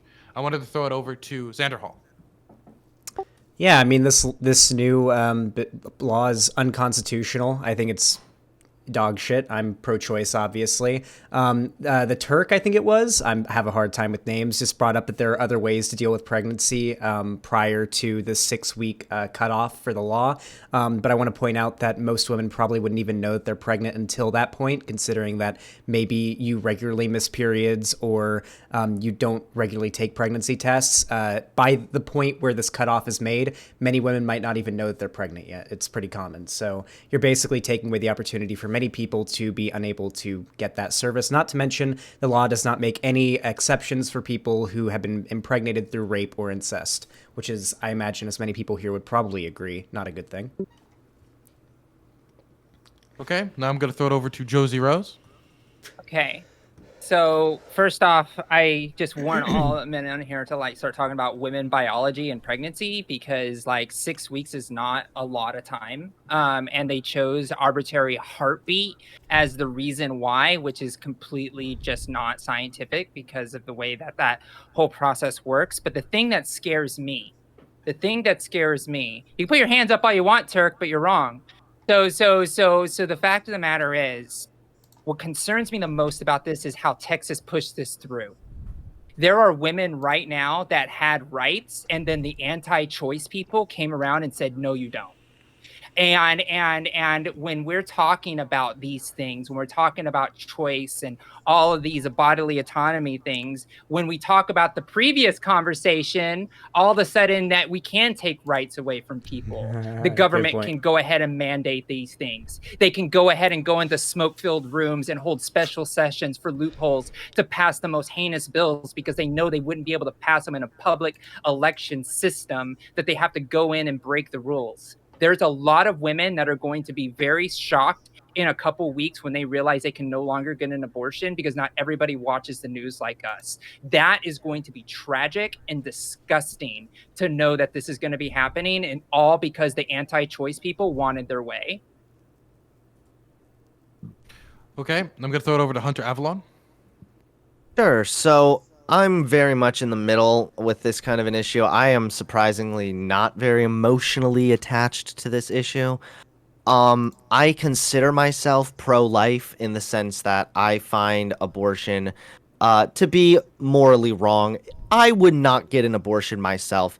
However, I like to look at this just on a practical sense, and that is abortion restrictions don't tend to do what they are setting out to do. So usually the goal of these abortion restrictions are defended by people like, we have to protect the fetuses, etc., etc. And I understand that because I think that there is value, intrinsic value to human life developing in the womb as well.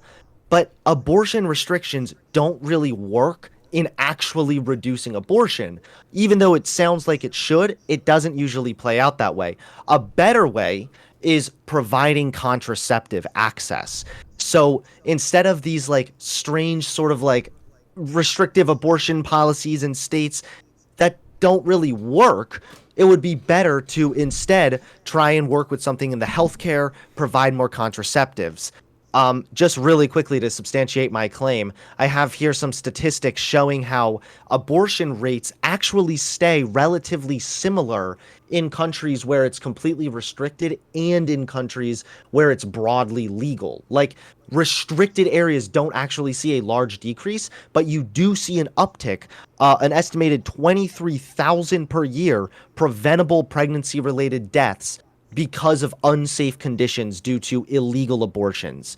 So if the pro-life goal is to reduce death, then the better option here is not restrictive abortion policies, but instead better access to contraceptives. And lastly, I don't want to take up too much time, but lastly, for the conservatives here, you should take into account that this loophole they're using, this private right of enforcement thing, this can be used to set an extremely dangerous precedent on things that you would be very much against. This could warrant other people reporting you if you're not quarantining or wearing your mask, or this could be used on gun owners. This could be turned against people. This could allow citizens to sue other people for social media posts. This could allow all kinds of dangerous precedent, especially with the way that the court has ruled thus far. So that's what I would leave for the conservatives watching, but yeah.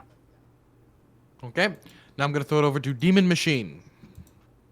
Oh, I mean, I thought it was, as long as it's a law that a state made, then it doesn't matter.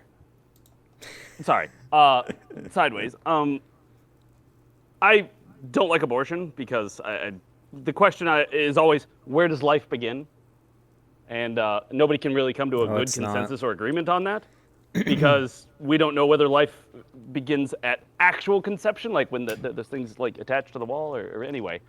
So, oh my God, how can he have such a weird ass take? But generally, I would like to protect humans. So it's kind of a very difficult thing to answer.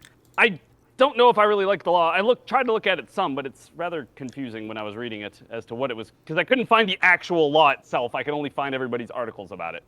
And I didn't have a lot of time to look into it yet. Anyway. Can I post the bill? Yeah, you can post the link in chat if you want to, but it's Demon Machine's time. No, that's fine. I don't care. People can interrupt me all day. If I go too long, I'll just sit here and ramble. But basically, I would prefer not to have abortions. I don't really have a dog in that fight, so I generally just try to stay out of it most of the time. And that's that. Okay, I'm going to throw it over to Biggs. Yeah, so kind of like what Turk said before, I do find it interesting that the people on the left here have a, when you draw a direct correlation from like an actual like death occurring versus like the vaccine issue with it like being, not necessarily tied to an individual person. I just find that a little bit interesting. But I actually do agree with the left on this issue. My personal take is I don't think anybody should ever get an abortion. I would never want anybody to have to go through anything like that. Not that I've seen personally in my life just what a miscarriage can do. So I would not wish that kind of decision on any person. But I also don't think the government should have any say in what people do. My personal take is I don't necessarily think a fetus at that level is, a few weeks old is necessarily protected under the rights of our, being an actual, being that deserves rights under the state versus the person, the mother. I think what we have now with Roe v. Wade is probably as good as we're going to get with at sustainability of the fetus is kind of like where that line is now, and I think that's probably like the best we're going to get. But as far as the bill goes, this bill is complete garbage. I totally agree with Hunter on this. The fact that we're putting something out there that can have such ramifications down the road with just like allowing private citizens to sue that have absolutely no issue to do with what's happening, I think that's just absolutely absurd. I don't understand how they can even how that would even work under like damages and stuff like that, because you actually have like there's no actual like culpability to the actual person suing. So I have no idea how that would actually work in reality. And then the fact that they're actually offering a bounty, they're basically giving a reward for people knocking out other people because they had an abortion. So not only is this person already going through a tumultuous time and a terrible time in their lives, now you have people actually basically taking like a hit out on them to get a financial gain. I think that's completely terrible. I think this whole bill was something they should have never done. I think this is just something that's just going to be bad all around. And I can't believe it's actually stayed as long as it has. I'm surprised the Supreme Court let it continue and they didn't put a hold or an injunction on it. I think that's absolutely just ridiculous because this bill is just bad news all around. And I think from even the conservative side, this like Hunter said, it opens up a whole new can of worms from all different avenues. So I just think this is bad practice. I think that what they did, like Josie said, this was just them trying to push something through, trying to skate around the Constitution to try to get their end goal in mind. I think that's just terrible, and I think we need to fight against this. Okay, now we're gonna throw it over to Aircraft Sparky. Aircraft Sparky, you give the last statement. I have to go use the bathroom, and I don't want to leave during this debate because it's gonna be heavily moderated. So do not begin until I get back because I don't trust any of you on this topic. Okay, Aircraft, your opening statement. Wow, that gives me a lot of time to talk, but I'm not going to filibuster. It's just not my way. So before I start, I'm an abortion abolitionist. I actually believe that abortion is just morally wrong. Human life begins at conception. So there you go, Turk. I'll go ahead and tell you exactly where it begins. But people will disagree with me, and that's completely fine. Look, when this law was passed, it was done a little sneaky. And Hunter, you were absolutely right. This can be used for other backdoors for other things later down the road. The reason why the Supreme Court actually turned it down, from what I can tell, it was such an imaginative and different way of approaching that they wanted to actually see it argued out in the lower courts. I kind of agree with that, and I kind of understand that. I am happy. I could. Oh, I'm sorry. This is your opening statement. Yeah, sorry. Go ahead. Yes. So I am happy that it was passed, but I'm still like side-eyeing it, right? I'm like, something about this feels a little bit sneaky, a little underhanded, and I don't appreciate that. But I think that overall, I think we need to return back to the whole states' rights issue of abortion. One thing, and I'm not really an MRA, but this does play into the MRA's little game of tricks, because now the actual father of the would-be child actually has a little bit of a say. They could dangle that lawsuit over the woman's head in order to hold off on her getting the abortion. So I mean, maybe there's a little bit of men's rights in there, but I do believe it was sneaky. But all the same, I am an abortion abolitionist, so I'd like for it all to end, because you don't kill innocent children. And thank you. Okay, Can I respond to that? Can I? Oh, hold on. Wait. Stop. Let me in. No. Okay. So Let what me we're gonna in. do is everybody's gonna raise their hand, and I'm gonna give it to who I want to give it to. Okay. If you want to respond to that, raise your hand right now. Okay. I'm gonna give it to Pixel. Fuck. Oh, thanks. Thank you. Simp. As a uterus haver, I appreciate that a lot. Very interesting. I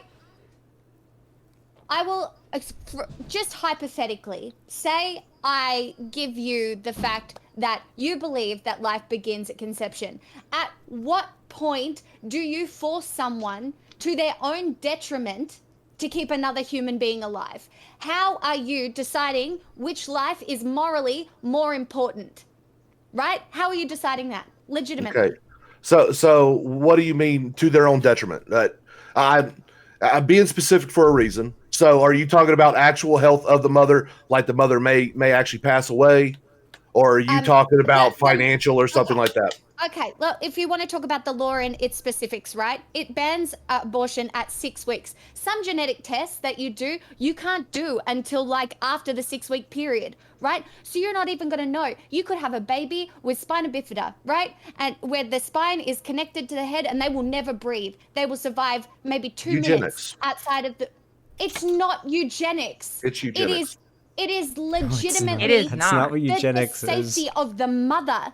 Right? It is the safety of the mother. Going through a pregnancy with that sort of thing going on is extremely dangerous. So how are you deciding which life is more important? Because what is your reasoning here? If you are I honestly, I can't believe you call yourself pro-life if you are not willing to care for the lives of women. You are pro-birth, nothing else. Well, okay. So here's the thing. If the mother's life is in danger, now there's actually something I am willing to go, yes, abortion is completely fine, because without the mother, there is a huge problem that the child will experience, and it will be detrimental to the child. But when you're talking about, oh, well, they might have Downs or something. Well, that is basically eugenics. That is selective abortion. And I just find that immoral and reprehensible. Why do you prioritize the body of the fetus over the body of the mother when we're talking about the subject of vaccines? You seem to pretty obviously prioritize your choice and your right to autonomy over other people. Fine, fair question. So when it comes down to the vaccine doesn't prevent infection nor the spread. It lowers the actual symptoms of it. When it comes to abortion, you are actually wrong, by the way, Mr. Hold on. No, she's right. That's false. I'll let Sparky finish, and then I'll let Turk respond to that. When it comes down to it, when an abortion happens, in my view, you are affecting another individual. Now, it's a semantic argument because you're going to say, "Oh, well, it's just a clump of cells." Well, we're all just no, I'm not. No, I'm pro-life. Oh, okay. You're forgetting I'm pro-life here. Yeah, you're right. I'm just saying, sorry. I'm not trying to misrepresent you. But most of the arguments are, "Oh, well, it's just a clump of cells or something, idiotic like that." No, I believe it is a human life, and I believe that life cannot defend itself or speak for itself. Therefore, it should be given a little bit more weight and advocacy. That's it. What about the people that can't speak for themselves that are more like susceptible to disease? Like, I feel like you don't apply this logic evenly. I largely agree with you that, like, in an ideal situation, people won't have to get an abortion, but it just seems like this is another contradiction in, like, your ideology here, because it seems very much my body, my choice when we're talking vaccines, but then when we're talking about abortion, you don't prioritize the autonomy of the woman's body. Well, no, I prioritize a woman's body, but all at the same time, I am not going to sit there and go, "Oh, well, you can just dump whatever poison into you." When you decide to have sex, you make a choice. And I'm talking about consensual sex. I'm not even discussing the rape or incest. He thinks the vaccine is poison. When you make the decision to have sex, consequences, good, bad, or indifferent, comes with that. So with that, you can get an STI. So the guy should probably wear a condom, and there's a chance of pregnancy involved. So the woman should be on birth control, and there's multiple different forms of that. In fact, many of them are actually free, especially at the Texas. So you're for more contraceptives. This is good. Yeah, there's nothing wrong with contraceptives. I'm just surprised that you voted for Trump, because Trump cut the ACA, and thanks to the ACA, we've seen massive decreases in abortion because of access to contraceptives. I voted for Trump because of a lot of the policies that he instituted that I liked. There's a lot of things about him that I did not like. Let's not talk about Trump. But we're not here to talk about Trump. Well, we're talking about abortion, and then I'm moving it over to Turk.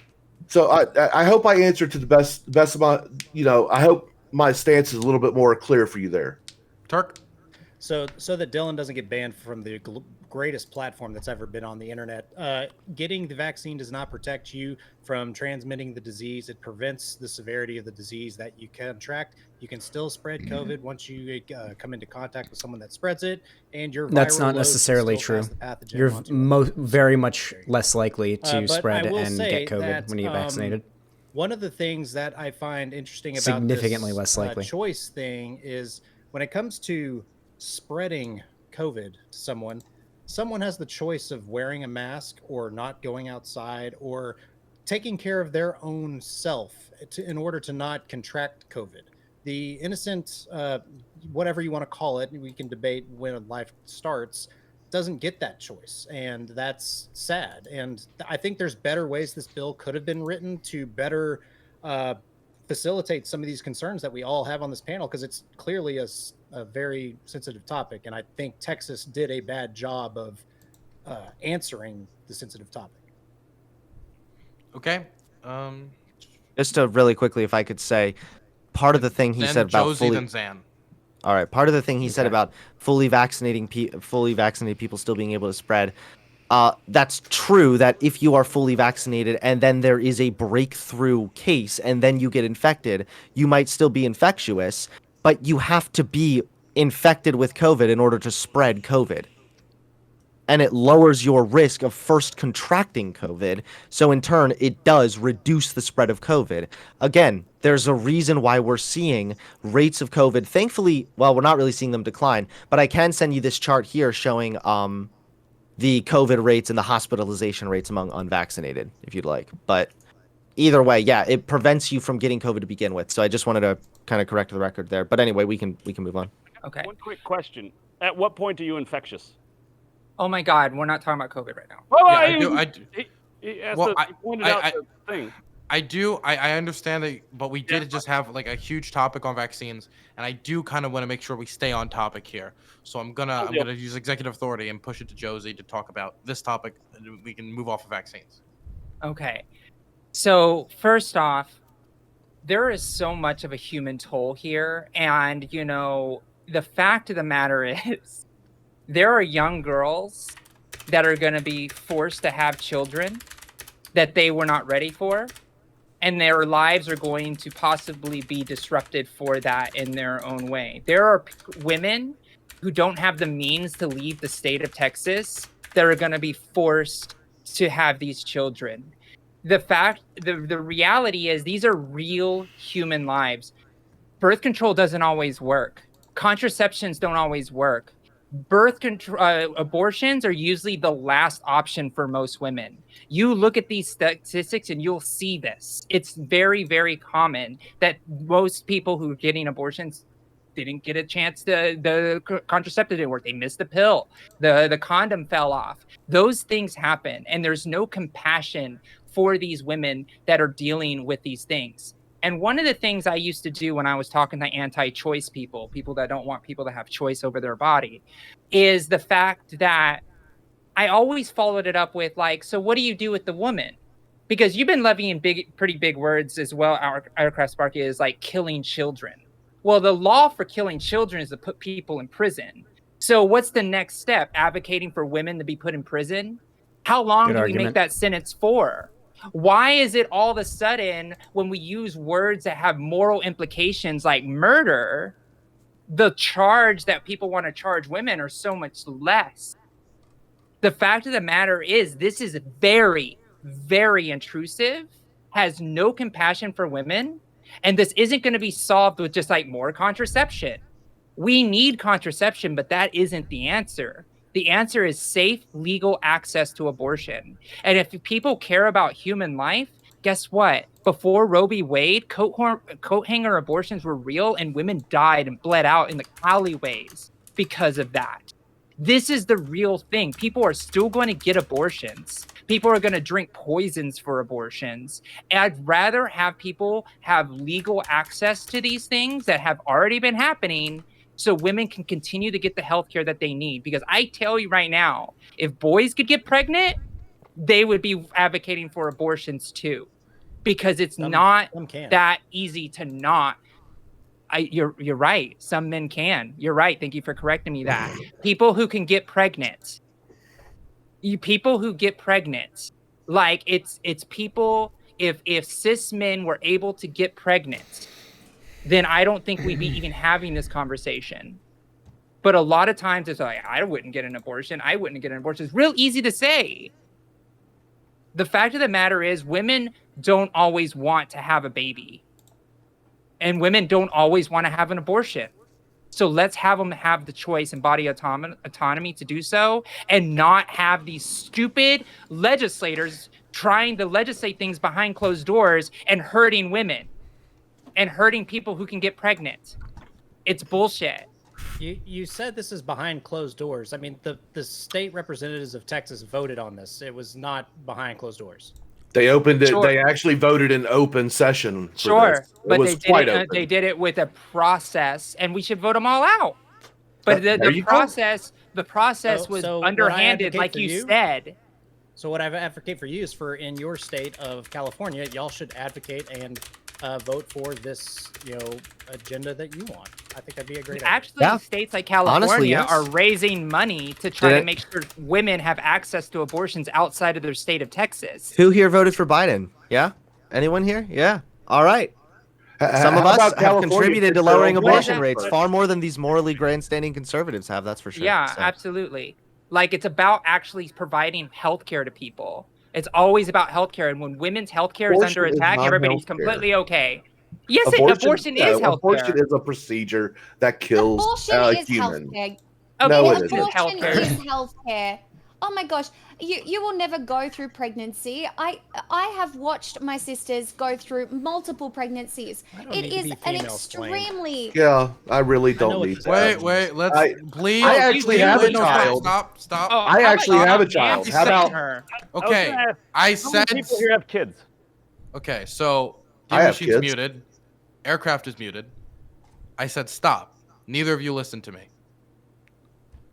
So everybody's gonna stop. Pixel is gonna respond to that because Pixel was saying something. Okay.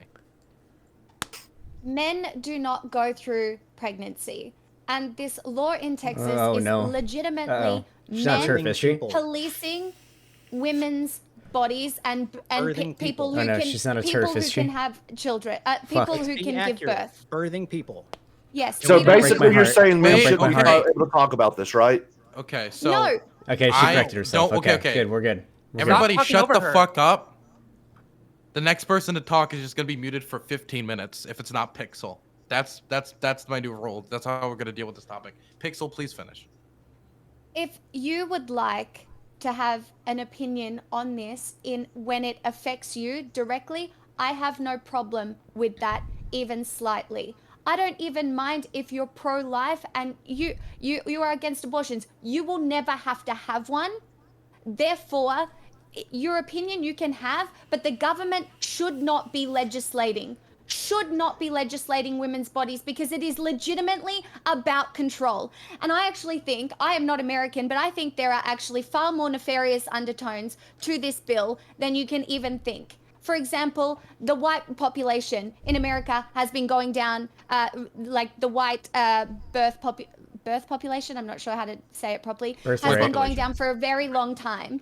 And there is a lot of evidence to suggest that the reason that this law is implemented is to increase the amount of like white kids born in America because I wouldn't be they're surprised. so you disagree with this? This is just it's so weird watching him talk over me to his chat. It's just so strange, but like, okay. She's not the greatest debater, but it's This bill okay. in Texas is She's- absolutely She's doing well. horrendous. Honestly, horrendous. I don't care if you think you're pro-life. You are absolutely not. You don't give a fuck about women, and it's disgusting. And here's a little fucking hot take for you. Oh, no. She's getting Interesting that you upset. brought up men's rights activists here, because I tell you what, you just gave women a very good reason to withhold sex. And isn't that one of your big things? Women using their fucking sex as power?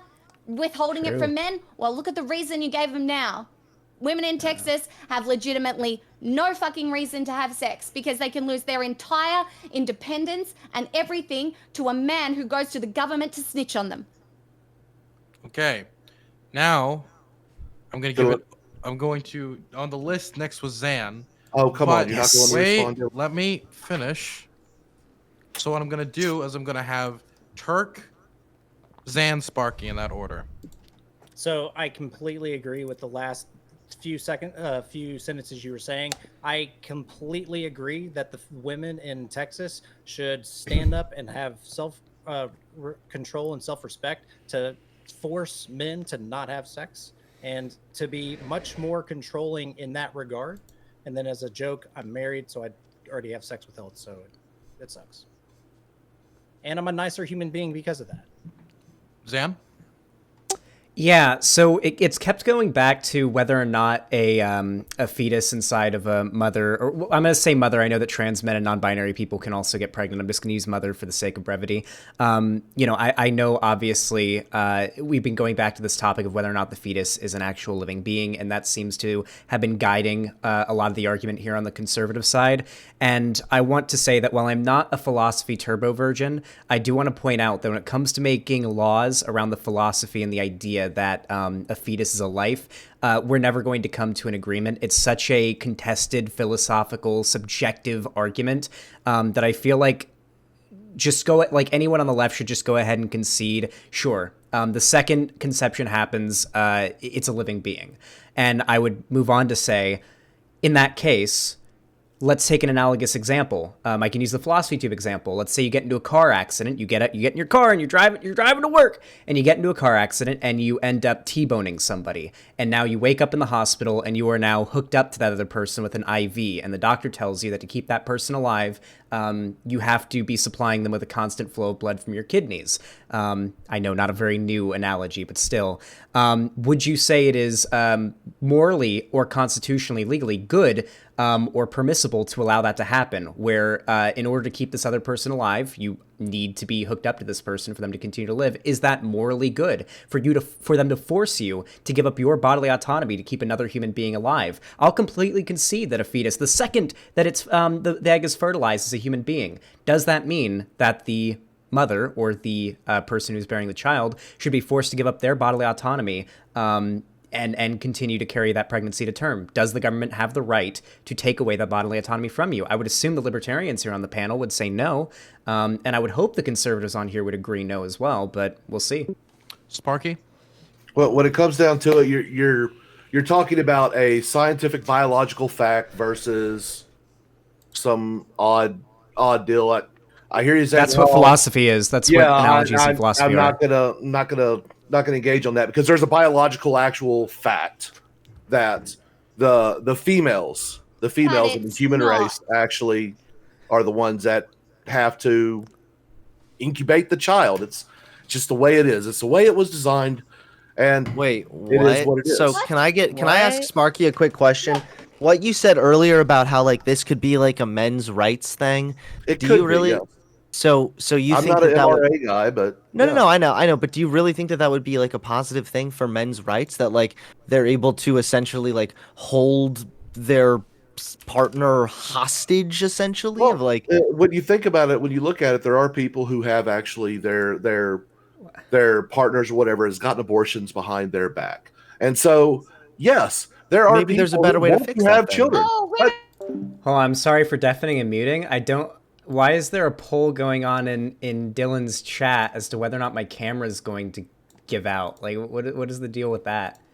Is it? I know it's like a meme or whatever, but it's like what? My camera's doing fine. What? I don't get it. No, it's not does fair happen. to hold that up as the example. It's just such a straw man argument. Please. I'm watching Yeah. Dylan's stream. It looks It's fine. no more of a. Okay. We're gonna do one at a time. Do you want to know what was gained out of that interaction? Literally nobody heard anything. So we're going to do one at a time. And so I'm gonna go down to the list. A demon machine, were you raising your hand earlier? I can't. No, okay. So we're gonna go back to the list. Next is Camera's going not to be okay? Biggs. And I'm gonna write down the people who were talking to that interaction, because I assume they want to say things but haven't raised their hand. So next is gonna be Biggs. Your cam's losing it? Really? All right. So Fuck. I think we can all agree Looks that fine on my the bill end. is bad, but when it comes down to like women's Everything looks autonomy literally and things perfect like that, on like, my I think we end. should. And again, I don't know. I don't understand why conservatives have such a hard time with this, because like I do find myself being conservative, but in things like this, I find my Could libertarian they still hear me just fine? pulling more towards my heartstrings with this, because like I don't want people to be influenced by the government to do anything for the most part, right? The government should be mostly focused on protecting your rights. And like I said before, I don't necessarily think a 6-week-old fetus is necessarily a being that should have the rights and protections of what we have over the woman, right? But what I can say from the conservative side is that I think that I'm hoping in the future, with things like Stream's been Hunter had laggy all mentioned, day, I with don't like having know better why. education, better access to contraceptives, and I'm hoping that actual like technology with like artificial wombs can come into play eventually, so that we won't actually have to be killing these children with these procedures. We can actually just transfer them from the woman who doesn't want to have them and have the abortion. Instead of having the abortion, we just make it into a transfer to like an artificial womb. But I think along with that, for the most part, and again, I know there's exceptions to this, but for the most part, most of these abortions could be prevented by just being more educated, by having safe sex and using contraceptives, and just being more responsible when you are engaging in sexual activities. And again, I know there's times when like things happen that are accidents, or contraceptive doesn't work, but I think if we can just have that responsibility, and again, another conservative value is personal responsibility. If we can have people, both men and women, I think men need to take a much bigger role in this as well, with being more the ones that need to be using a condom, making sure that the woman is on contraceptive, things like that. Like I think we can all take steps forward to that, and I think both the left and the right would both agree with this, and that's where I kind of like think we kind of all want the same thing. But I think if we take these steps, that we can actually reduce the number of people even needing to have an abortion, and eventually we can just completely phase it out with technology. And that's my goal and hope for the future. But laws like this are just bad. They're just causing more harm than good, because like Hunter said earlier, they don't. This like, guy's having an these actual bans don't actually libertarian. lower the amount of abortions. They just make it harder for women to get abortions, and they make them do more riskier things that may cause even more harm. I think Hunter said there was like something like 30 or so thousand 23,000 yeah, every year. I think that's exactly. global too. So Okay, well, either way, but still, I think that we can do this in a way that's beneficial to all sides. We can all agree on just minimizing the harm overall, and I hope that we can just kind of get to that point eventually. Okay. Now I'm going to throw it over to Turk. Turk is next, then Zan, Josie, Pixel, and then Aircraft again. Okay, so I think a lot of the people on this panel, I don't know the number of it, don't like the Texas bill. I personally don't think it did a good job of doing what it needed to do. Just hear me out. Don't just tune me out. I think what should be added to this current bill is that the men that facilitate this incident should also be legally required and liable under the penalties of this lawsuit that private citizens are going to have to go through. They should also have to pay the $10,000 bounty fee in order to keep their PPs in check in order to not do that kind of thing. Okay. So Next. abstinence training. No, it's called being responsible for your actions. And if you're going to do something to somebody that forces them to make a bad choice, you should be held liable for that bad decision. We're gonna police men's dicks instead of like just giving women health care. Yeah, let's give them all vasectomies. I'm think, totally down with that. Wait, do I get Actually, credit vasectomies are if they're going to start paying for that? Okay.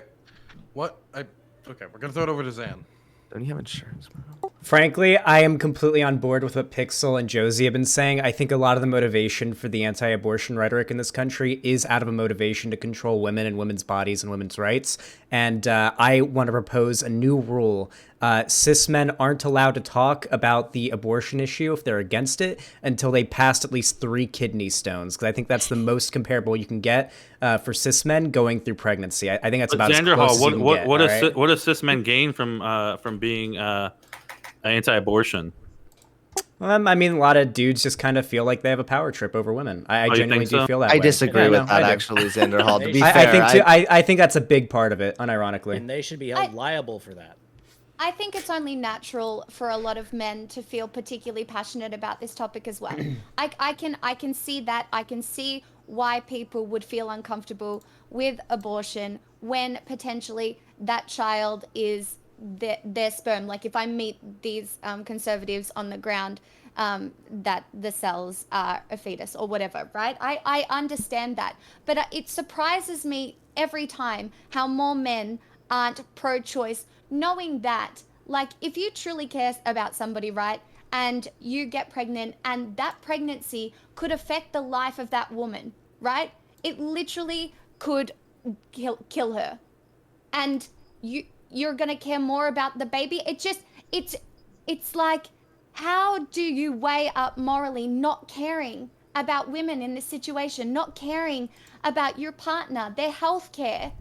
Like, and so many people, for lots of reasons, especially in America where the sexual education is extremely lacking, shall we say, really struggle with the concept of sex when they're teenagers. And lots of young kids get pregnant through mistakes and all sorts of things. Now, if they are forced to have that child at 14, not only is it extremely dangerous for them, but it takes away their chance to have kids at a later age when it might be more suitable, and like they have a job and money and, you know, the maturity to be able to raise kids. There is a cycle here of teenage pregnancy over and over again. Right? There is a cycle that needs to be broken through sexual education. I agree with this. Through sexual education, access to contraception, but also access to healthcare during pregnancy and abortion if it is so required. The options need to be there, and it should not be on the government to say no options are available to you. You have to have this child, no matter what. It's just, it's so entirely wrong. Sorry. I know I just ranted, but like, I don't even know if you need to like make an appeal to emotion here necessarily. Like, I think that whether or not this is about men wanting to have power over women or something is honestly irrelevant. I personally don't really agree with that. I think that a lot of the times when we see this abortion stuff happen, especially with like general public, like the average Fox News Republican, I think that they genuinely do think that they are in the right, and I think that they believe that they are caring about an important issue, which is the unborn child. So I think that a better way to get through to those people really is to just show them how these abortion restrictions do not lead to the outcomes that they want to see. So, like, whether or not there's teen pregnancy or not, like, I think that talking about like the philosophical nature of abortion and when does life begin, it's not irrelevant, but it's irrelevant to this specific discussion, because at the end of the day, we've seen it happen in countries where it's legal and countries where it's not. Abortion is going to take place no matter what. We need to figure out what we can do to reduce it. And in this case, it's contraceptives, better sex ed, vote blue. Well, contraceptives are actually free at all the health departments in Texas for individuals who are 15 and above. So contraceptives do exist. In fact, there is a bill. I'm not saying they don't exist. I'm saying that they should have easier access, and just if they're free somewhere doesn't mean they are all the always. Jane's due process is a law in Texas. And it says teens do not need permission from a parent or legal guardian to get birth control at clinics in Texas. So this actually does already exist. And now when it comes to the sex ed actually needs to be taught at a pretty decently young age. I would say right around maybe 5th or 6th grade. Of course, with parental permission. I don't believe that you should teach children things without, certain things like that without parental permission. But these programs. Let me in now. Now for those. Let me in. Oh my God, it's a horrible thing. Look, Texas may be a big state, but it is not by any means untravelable. And look, when it comes down to the whole politics of it all, hey, there's a lot of people who are going to be leaving Austin, flying to other states now. So hey, the purple Texas, I guess, is going away. But the whole argument that Xander Hall throws, no cis men should shut up, dude. When it comes down to it, it takes two to actually make a baby. So both sides should have a actual say in it. I think the argument that men should have no right to talk unless whatever, that is stupid. Look, I agree. I'm going to meet you here in the middle that I agree that we don't, that I'm not a fan of any kind of argument like you're a man, you can't talk about this, that, or the other thing. I believe Xander Hall's making a joke, though, to be fair. That was a joke, yes. I wanted to make a joke about kidney stones. Yeah, it was a joke. Well, comedy is subjective, my friends. Wait, let me, because... However, I want Hunter to finish this point, but then we have to throw it over to Josie, who's been waiting very patiently. Gotcha. Can I respond to what Sparky said? After Hunter? Hunter, okay, but you got like 15 seconds. Then Josie. Okay. I just still can't get over the fact that you're seeing this as some kind of a win for men, that they can essentially like threaten their pregnant partner. Actually, I don't. That you literally brought that up in your opening, and now you're trying to walk it back. No, I said this could be seen as. I don't think it is. In fact, okay. How the bill was so why did you bring it up then? Just to say, because I am thinking beyond my own purview. I am trying. We should do that for the vaccine stuff, but okay. Oh, I have. All right, we can move on. Jesus. You're just a walking ball of contradictions, and I think it's kind of funny to point it out. But that. Oh my God! Build another straw man, please. It's not a straw man. I think I've proven it pretty fairly throughout this discussion thus far. Can I? Okay. So, Aircraft Sparky brought up a minute ago that contraceptives exist and should be made more readily available, and he mentioned that you can get contraceptives for free. I'd like to bring up the fact that obviously contraceptives don't always work. They work as a decent safeguard, but they're not always going to work. And of course, even practically, if you've got like 16-year-olds, 15-year-olds who may be sexually active, you have to think about the logistics of how are they going to get their hands on contraceptives? How are they going to get transportation where they could get some? Maybe they have to walk. Maybe they have have to get a ride. That's not always going to work out very well. Not to mention, if we go back to the specific law, it cuts off at around 6 weeks once cardiac activity in the fetus is detected. And pregnancy is something that takes a while. Symptoms don't come about immediately. I brought this up earlier. Obviously, if you get conceive very right after a woman, your period, you may not know that you've missed a period up until 4 weeks later, and that might not even give you a clue. Some women miss periods regularly based on weight or hormone balance. It's random. And not to mention the fact that after 6 weeks, it's also very likely you wouldn't even know that you're pregnant. And at that point, it's too late to even know if you want to get an abortion. And this goes as well in the case of rape and incest. I think this law is a complete mess. And No, also, I actually hear you there. I actually hear you there. And look, when it comes to things like rape and incest, I understand that rape can be quite traumatic and all this other stuff. And someone may not want to actually get medical attention directly after the rape. That does happen. I'm not even talking about that. When I'm talking about this, I'm just looking through your average consensual engagements. There are personal responsibilities on both sides, by the way. But yes, I need to see. Yes, Miss Josie. Okay, thank you. So first off, I've been hearing a lot of conversation about how, we should just do education and we should just make sure contraceptions are available. And Xander brought up the point where that doesn't always happen. What is the problem with having safe, legal access to abortions? I don't understand why the dystopian world of not having that safe healthcare for people who can have babies. I don't understand why they can't have that. And the other point that I want to make is the 6 week point, and I want to flourish that out a little bit more. So in Texas, they've been doing a very good job systematically shutting down abortion clinics because they weren't to standards, because they wanted it to be a hospital because it's healthcare, and they wanted it to be that way. And then they closed a lot of abortion clinics. There were waiting lists. There were things that people had to wait. So you could find out that you're pregnant on the week 15 and not get an appointment until week 8. What are you going to do then?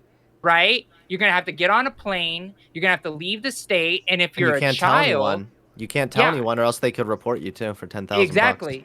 Exactly, right? So now you have this reporting system where you have a system where you can now hold this over your partner's head.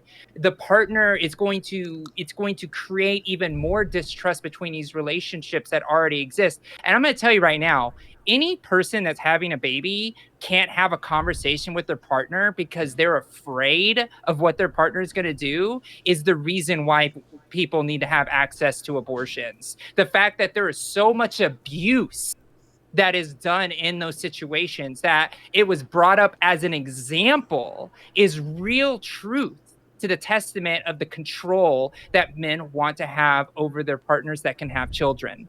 To be fair, he brought it up, but he didn't actually agree with that position. He just wanted to bring it up so that we could all think about how maybe that's... You don't have to explain the arguments for me. I was making fun of him. I was making fun of him. I understand. Okay, let me finish my conversation. Sorry. So really, when it comes down to it, what we're trying to do is have safe access to abortion, and we'd want to remove the barriers to make that happen, because if a person can't get an abortion in Texas, guess what you're doing? They now have to find an appointment outside of their state. They have to find an insurance provider outside of their state. Now you're prolonging the process where the abortion makes sense to have right after the 6 week period and forcing them to wait even months more time than just getting the abortion right away. And that's really the biggest issue. And the fact is, Texas's law is bullshit. And people have been saying, who here agrees with the law? Anyone agree with the law? Like as written, or like the I agree with Probably as written, but not how it was done. I don't like how it was done, but I do like that. Yes, it bans abortion after 6 weeks. Okay, so that's the problem. Like, look at all these people on this panel, and a lot of us are very right-leaning. Even Hunter says that he's pro-life about this particular issue, and nobody agrees with this. So the fact is, Aircraft Sparky, what I have a challenge for you and all the conservatives that also agree to call your other representatives and say that this is a shit law and this is hurting our movement as a conservative movement because you are making women just Dylan's leave chat the is like party in shit talking droves. Josie But Aircraft like Sparky, crazy. you got to really think about There's way too many why DG so Jeers many in there. people are so violently against this law, and even the colleagues on this panel are against this law. It's inhumane. It's unconstitutional. The way that they went around it skates a lot of the fears that you have about big government, and it's cruel to women, and it doesn't actually help and solve the problem. It will cause more healthcare problems and more healthcare costs when a woman has to go into a back alley and does it. Then she has to go to the hospital and spend your medical dollars to make sure that that happens. So why don't we just make it accessible like it always has been, instead of trying to control women at this level? Yeah, that Treo is sync, but destroying Destiny goes on people's here lives often. on a wholesale level. And Hunter, A I lot didn't of mean to Dylan's jump on fans you came so from hard. Hunter. I thought you were trying to explain something for me. Thanks. We're not from Hunter, from Destiny. Okay. Safe, legal, and rare used to be the standard. Now it is access completely open and That's- up to and So I sometimes have a following birth. I have Okay, a well, question. That's Standard not check true. into, Wait. Virginia. We have a list we're going. Aircraft. I guess you just skipped the line, so I'll cross out your name from the list if you want to finish your points now. No, I was just trying to address something that was directed at me. That's all it was. Okay. Then I'm gonna throw it over to Pixel then, and then we're gonna go to Biggs, then Turk. Well, guess I'm not even on the list. I just think what this law comes down to is that men have been trying to police women's bodies and vilifying women for so many things to do with pregnancy for so long. Women used to be blamed for miscarriages that they had through no fault of their own. They literally got their heads chopped off. Oh, Lonnie, in the some headset cases, delivered. Could you bring it to me really because quick, please? men thought that women I were wanna the get a look at it. reason, and it was a woman's fault that she had a miscarriage. Like, it is our power systems and our power structures entrench the power of men, and these men are using those powers to overreach their ability to control women's bodies. And it's legitimately infuriating that you can't see that. If you are like freedom, liberty, and you fucking can't see that, then you have never even thought about your political groundings even slightly, because you don't care. You literally don't care. You want some sort of moral high ground because you think that life begins at conception. Fuck off. You have no moral high ground here. Okay. Next is going to be Biggs, Turk, then Demon. Yeah, so I kind of want to throw it back to something that Josie said about the having access to abortion. I agree. I agree with you about having access to abortion and things like that, like in most circumstances. But my argument, and I think is the more conservative argument, is like we should be able to have these women have the chance to prevent these to start with. Like there shouldn't be a need for abortions for the most part in this day and age. And I know that there's, like you said, there's times when, and I said this as well, and Xander said it, and there's times when like contraceptive doesn't work. But like if the man is using a condom and the woman's on birth control, like chances are like 99.999% like you're not going to get pregnant, right? So don't you think that that like you should be more advocating for that than just saying like let's have abortions? Like, because I think that's the problem. I think a lot of the conservatives see the far left that are like more like actually like pro-abortion, like wanting to have abortions, but like I don't think that's necessarily like the majority of women or anything. But like to me, like that is such a traumatic experience for a woman. Shouldn't we be pushing women to be more responsible and not get pregnant to start with? Like, don't you think that would be a better option? It's not only on the woman. Don't say it like that. You can't just say it like that. I literally said it to start, that the men and the women, and I've said it multiple times, right? But you just said at the end that women should have more responsibility. Right. You know, accidents happen, right? Exactly. So they should be responsible for themselves.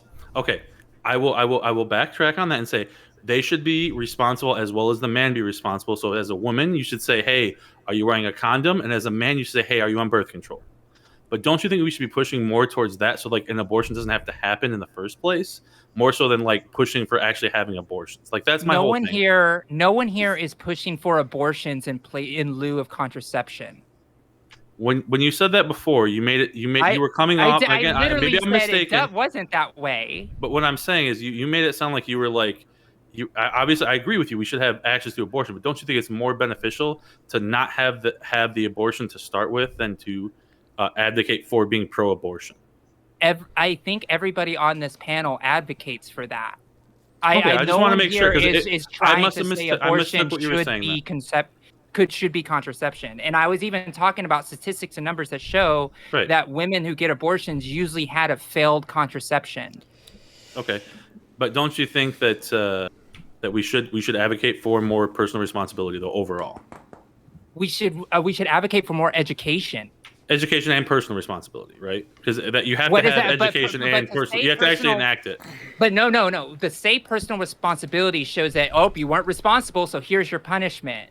No, nobody's saying we need to be responsible for proper safe sex practices and family planning. But that doesn't mean like if something happens that the person should be penalized. It's like, oh, you were an unresponsible woman. I'm gonna morally say that you were wrong because you got an abortion. That's the wrong take. The take is that it's unfortunate that that person had to get an abortion. That's where we're at. It's not a point of indignation for that person just because they had an abortion doesn't make them morally wrong or irresponsible.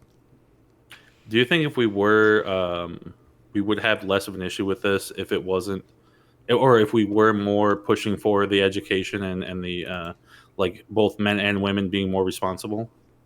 I think we would have a better place where we would have sex education taught in a way that was responsible, that teen pregnancy rates would drop like they do in Scandinavia, but there's still people pushing for abstinence only education. There's still people here in America pushing. There's still there, but the thing is, there are still schools who are opting out of sex education classes. Like there is abilities for parents to say, no, I don't want my kids to learn sex education. Like that stuff shouldn't be allowed.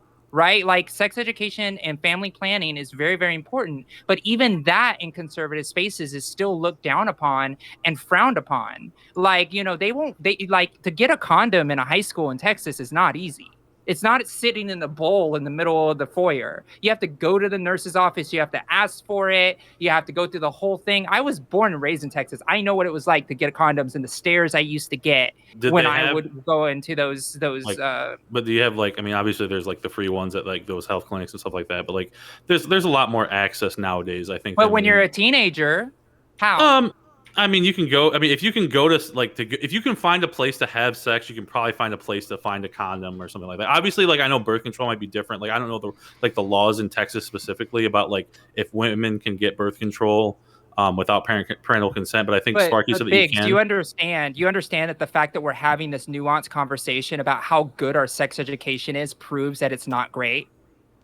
And that is leading to the increase in abortions. I think it depends on where you're from. But I personally had pretty good sex education from both my school and my parents. But like that's another thing too is like parents need to be more responsible too, because like I don't think that necessarily kids should be. And again, I do agree with you. Like the conservative aspect of like especially like evangelical Christians and stuff like that, they say like no contraceptives. And I think that's bullshit. I think that's dumb, right? But I think that in those cases, that's up to the parents. But then those kids also have to deal with the consequences. And hopefully they will be responsible. And again, we can't always make sure that they are. But I think we should be pushing for more things like that to prevent the abortion from even having to take place, because abortion is such a traumatic experience. And I think that we can limit so the that. Personal responsibility thing, though, the problem with that is it really just puts all the onus, especially I think that earlier, I could be wrong, but I thought that earlier you said we need to tell women to be more responsible. That kind of just all involved. Because I did say about men that puts the onus purely on them. And here's the thing, the disconnect here is personal responsibility. That's important, yes, but that's something that's taught domestically. That's something that's taught by the family in a family unit. These are morals that are upheld and reinstated in a family setting. This is not through legislation. So when we're talking about abortion, what are we going to do about actual legislation? Well, restrictions don't work. So instead, we should be focused on providing contraception and improving our sex education. And I completely agree with that. But I'm just trying to say, if we can get like, okay, so we're talking about like people that are trying to have an abortions now, but if we can nip it at the actual like root of the issue of like actually getting pregnant, that can So what would prevent be as many nipping it in the people bud? getting pregnant. Yes, I love this. Let's Not having police men sex? coming. Never again. Let's just. I think it should be women, everybody. I think no both coming. parties should be No equally coming anymore. responsible. Okay, No okay, more okay. sperm. We're abolishing sperm. You can't. That's it. You just can't. Vasectomies You for have to keep everyone! your I sperm agree. inside. I have a great Take medicine some for personal that. responsibility for your fucking sperms, right? Okay. You are edging only. You are not allowed to come anymore. Okay. They go done. We gotta move on because there's people on the list. I want to go to Turk. Then we have Demon Machine. Then Xander Hall. Yeah, so Nice. I'm probably going to only have the 1 point. So, Josie, you had a statement earlier saying that some percentage of these people that are going to no longer have abortions were due to failed contraceptives. Can you clarify that statement real quick? You're muted. Yeah, I can find it. I'm gonna have to look through the data. I actually went to college in women's studies and actually studied this stuff at length and nauseum and read a lot of multitude of studies to come up with my position. But sure, I'll try to find the one that proves your point because perfection is what's. No, I want the clarification because I read an article that said that the media outlet actually interviewed one of these clinics, right? And they said they were going to lose between 80 and 90% of their business because of this law. And that seems like a pretty large disconnect for failed that's because most abortions happen at 8 and 10 weeks, not 6. Right. Also, if I'm not mistaken, that's why business is going down. I would be curious to women... see the thing is that it's my understanding that the majority of abortions take place under the, if you want to look at it, I think it's like 96%, and this is more broadly just like unplanned pregnancies, right? That's why when we talk about like rape and incest, there is a place to have that conversation, but generally the main reason that abortions are taking place is just unplanned pregnancies, the mother not feeling ready, the mother not being confident in her financial situation. These are a couple reasons and things that we can fix by adding a UBI, for example. Vote blue. That's right. I'm back to shilling for voting blue. Can I make my point real quick and then I can concede? So what Josie said was factually incorrect according to what Avalon was saying, right? So Josie, I would like for you to clarify or apologize or something, because what you said is false. Really, dude? I mean, lack of contraception could very well play a role in that and influence that statistic.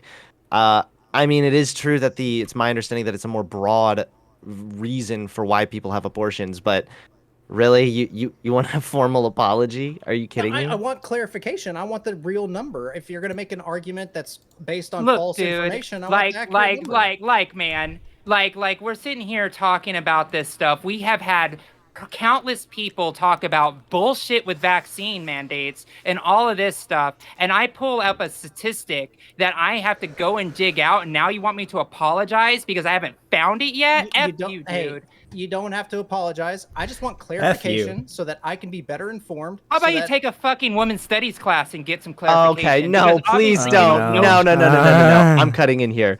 Please You're don't. not the referee here.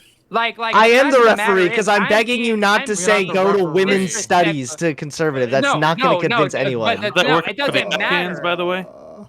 But the thing about it is it doesn't matter because this is the first time on this panel that we're trying to call out some stats and evidence in this way. And now I'm been said to apologize and then find this data on a fucking whim of a snap of your fucking finger. So your clarification so you can understand an argument. When Dylan Hunter looks so Avalon mad. He has no reason to be mad. He's got 1,100 viewers. He's making bank. He's got no reason to be mad. So you could read it later. Okay? So how about I do you the same courtesy? Instead of me trying you did to find cite it, right? all of this stuff. I love to read you could information. At least look for it. I love to learn things. I am looking for it. And I would love to learn this so that I can be better informed. I don't want to hear false information when I'm having a conversation with people. Yeah, Dylan has resting bitch face. Bad faith, guys. This is how we have completely bad. No, I want to know better facts. I don't want to be fed one thing. I feel like you asking for the apology and then smugly backing up and be like, I just want to know more facts. Come on. Yeah, you weren't just looking for facts. You were also looking for a gotcha. At least just own it. I just want better information. That's me as a human being. Okay. Next, we're going to throw it over to Demon Machine, then Xander Hall. I'll write Sparky's name down. God, I hate when I get put on the spot like this. Because I have so many good points when everybody else is talking, and then I forget them by the time we get here. Damn it. So my question then is, what is too late to have an abortion? Maybe Pixel. Do you have how late is too late for an abortion? Well, when would you stop it? The point when they wouldn't do an abortion, they just do an easy question induced pregnancy instead. There is too late. Why? There isn't too late, because if the mother's life is at risk, I would never imagine being in this situation. There are no women who get to a third term of their pregnancy and think they're going to have an abortion.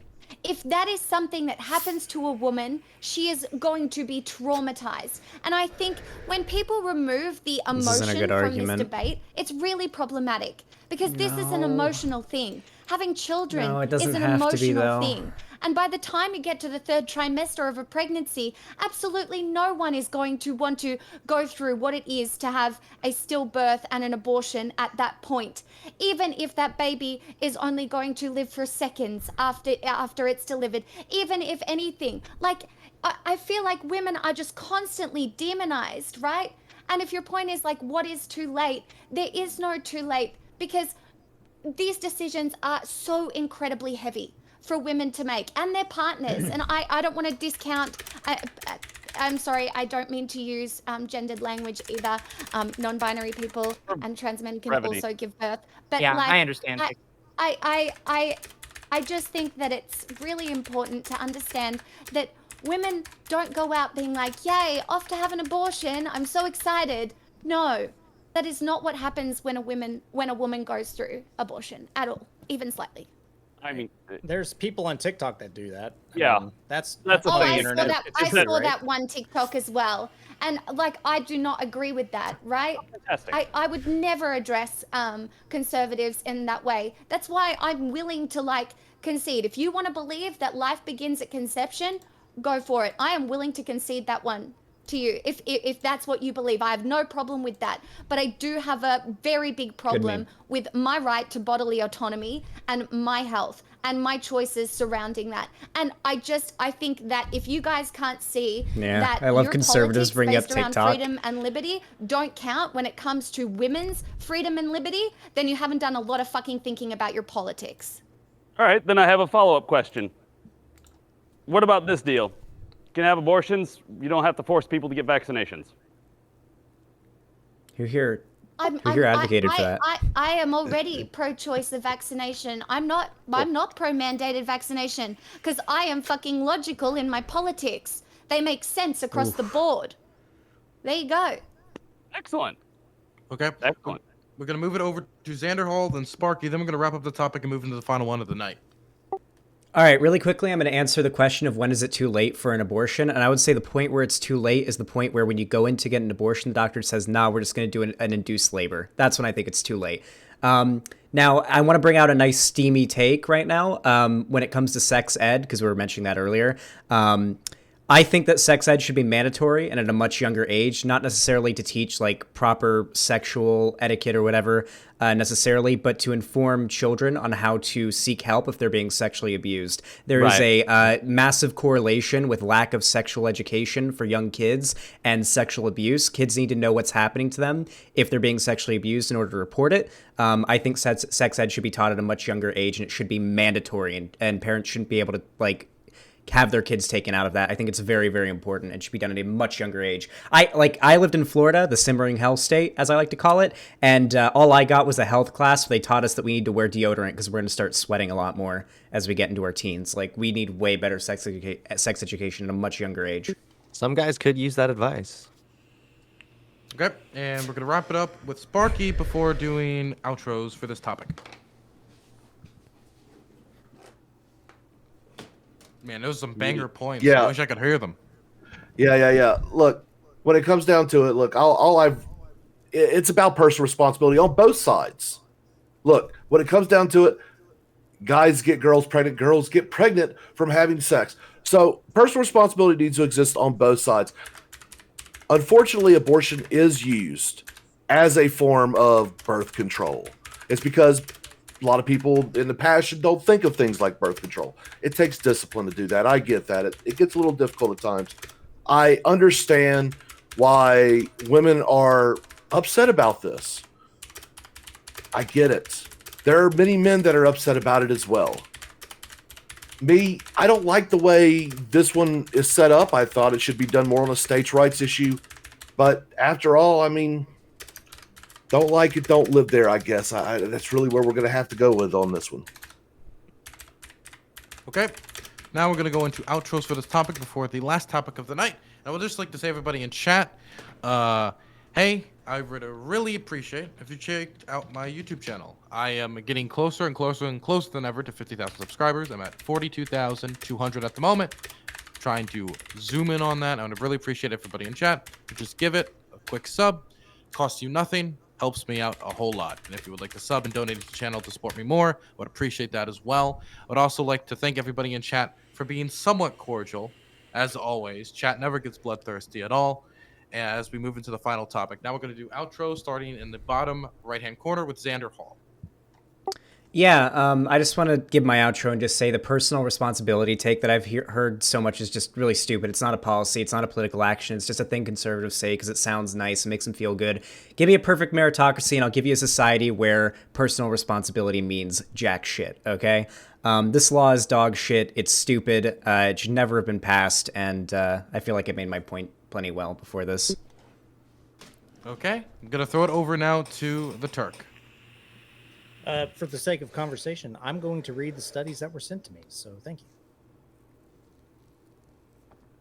Okay, now I'm going to throw it over to Pixel Smixel.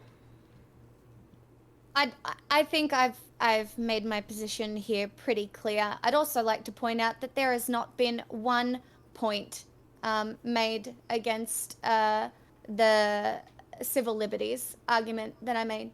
Not one opposing argument, because there isn't one. You're contradicting in your politics. Other than, I think it's Bigsy in the middle there. I'm sorry if I got your name wrong, but I think you have a pretty reasonable approach to this situation. But I legitimately think that it's very obvious that pro-lifers use some sort of moral high ground or basis of conservative or religious thinking to frame their beliefs. And I don't know why personal responsibility has come up so much. It's like you've spent way too long listening to Jordan Peterson. And it just has nothing to do with the facts of the situation, because the fact is access to abortion reduces abortions. And at the end of the day, that is the one thing that should matter, even if you don't want to give a fuck about women. Which the Chaos should, Dragons clean your room, bucko. That's all. I'm good. Okay. Chaos Now Dragons. we're going to throw it over to Josie Rose. Hi, everybody. If I'm dancing, it's because I got a hype train going because those last points were too based. So anyways, I'm just going to keep on harping on Yeah, chat, why aren't you fucking donating? I know you all get paid on Thursdays. That Pixel said. She's 100% right on all of that, especially with the I know when civil paychecks liberties. come in, guys. And really all we need to do is give Where the people donos safe at? and legal access to abortion. Because it's going to happen and it's going to hurt people. And if we try to restrict it in any way, Friday, it's though? only going to hurt Means y'all got people who are paid yesterday socially at midnight. economically disadvantaged because of the fact that they don't have the ability to just jump across Okay, don't state donate, lines and get Treehouse. these things to happen. And in the studies that I passed, there was the fact that it was, let me give the actual number here. Oh no, it went away. But most of people, like in the 90 percentile, get abortions approximately at 13 weeks. So the fact of the matter is that's where we're at. And people get these abortions, and the reason they chose 6 week arbitrarily is because they know the fact that most people get abortions shortly after that in their first trimester. So or during right at the cusp of the second. So that's where I'm at. I'm going to stand for this. I'm always going to stand for this. I think Texas is irreconcilable. I think that the Supreme Court not hearing this is a complete problem, and I hope that we actually pass a bill that actually does support and make sure we codify into law the Roe v. Wade decision. Okay, now I'm going to throw it over to Hunter Avalon. Sure. So, yeah, my point still is just we need to focus on policy that extends So water bottle contraceptive, mantra, don't. sex education. We all know the spiel. The entire Texas bill, yeah, it doesn't seem to Thanks, be a Vice good Triton. thing. It seems to really set a dangerous precedent overall. It's my understanding, and I could be wrong, but it's my understanding that the Supreme Court is still planning on looking at this. I think it was the law could be struck down by courts long before the red state. Hold on. I wanted to address something Josie said too, because I think that the Supreme Court left open the possibility it could yet strike down the Texas ban, with a conservative majority stressing it wasn't ruling on the merits of the law when it turned away an emergency petition from abortion clinics to freeze the statute. So just to be clear, the Supreme Court, the Texas court, them implementing that law does set a dangerous precedent, but the Supreme Court, they're not actually saying whether or not they stand by this law at the end of the day. So just to straighten that out, just to clear that up, I thought I would want to clear that They up. didn't hear it though. That's what I said. I didn't say they're not making a decision on it. They're not ruling on it. They're letting the lower courts make this decision. That's the thing. Okay, sure. Although there's still, it sounds like a very so you're large. trying to clarify, and I love the pattern of this panel. Okay, can we say that this right now is closing statements, and we're not allowed to talk at all under any circumstances during another person's closing statements? This will be the one warning I give for the night. It's all right, yeah, and just the Texas law is bad. Abortion bans don't work. The end. Okay, Demon Machine. Muted, buddy. Oh, is it my turn? Yes. Oh, right. Basically, I would like the government out of abortions at all. Like, they should be allowed to have it, but if you want it to get done, it doesn't go with taxpayer dollars. If you want to go and pay for an abortion yourself, by God, do whatever you want. It's your conscience. That's pretty much it where it comes to that. This law, it sounds pretty trash. I'll give it a good old look over and read the thing, but it also seems like it's kind of a reactionary to what Virginia did, where they were almost post-birth abortion. Like, we'll make it comfortable, and then we'll decide what to do with it, and that is also kind of disturbing. I don't like disturbing things on either side, so that's I would factually false, by the way. What? Hunter. Sorry. Hunter, you need to come Sundays. Then you can yell at me all day. So, I guess that was my entire point there. I would like to get the government out of it. They can't rule up or down. Okay. I'm going to throw it over to Biggs, and I'll keep Hunter muted to keep him in line during these outros. Yeah, he seems to be the problem child of the panel tonight, trying to mansplain and trying to interrupt people all the time. No, I'm just kidding. I love you, Hunter. You're good. But yeah, back to this. So I think that, again, this bill is just complete trash. I think the fact that we're opening up a can of worms to this whole, like, deputizing the public to, like, snitch on their become bounty hunters for abortion, I think that's just, like, completely absurd. Overall, I think it goes against, like, everything we are as Americans, mainly. Again, as far as abortion goes itself, I think that nobody should ever have an abortion ever, but I don't think the government has the right to interfere with it, because, again, I think what we have now enshrined in law is Roe v. Wade. I think that is basically as good as we're going to get. I think that this is just a wedge issue that both sides try to push to try to gain votes and try to, drum up support for whatever, whenever an upcoming election's happening. But I do think that we need to focus on things like we've said here. I think we all want the same thing. I think we want as few abortions to take place as possible. So through education, access to contraceptives, things like that. I think that's the route we need to go. I think if we can alleviate the whole need to have abortions in the first place, then when we have those rare cases, I think they need to be safe, legal, and rare. Again, I think that the far left tends to be more pro-abortion. Again, that's just the fringe. And the pro-right, they're kind of hypocritical as well, because they are all for pro-life, but then they don't want to support, the children once they're born, things like that. So I think we all want the same thing. We want less abortions overall, but them to be safe, legal, and rare. Okay, I'm going to throw it over to Aircraft Sparky. Okay, so Roe v. Wade was actually founded on the idea of the Fourth Amendment, that government should not invade the privacy of the individual, especially with their medical records. It was actually a pretty interesting decision, and kind of a base decision, in my opinion. Although I do believe that since it is not enumerated in the articles as a purview of the federal government in the Constitution, that needs to be kicked down to the states, which would be a 10th Amendment right. That is where I would have loved to have seen this argued on, but no. Someone did a little sneaky stuff when it comes to how they wrote up this law. And yeah, it's kind of disgusting feeling that they're empowering the neighbors to actually advocate for the rights of the child in the womb. It's an invasion of privacy. I'm not a big fan of it, but I am happy with the fact that it is going to limit abortion because I am an abortion abolitionist. I do not like the idea of killing an innocent human for the convenience of, well, whatever. Personal responsibility needs to exist.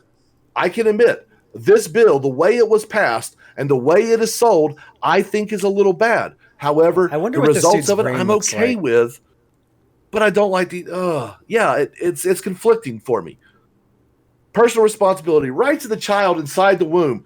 My goodness, everyone wants to talk about the woman's right. Well, what about that potential human? What can that potential human be? Could it be the next Einstein? Could it be the next monster? We don't know, but we need to give that child the opportunity. I feel like I'm seeing a road sign. Okay. I was seeing back in the rural areas of Florida.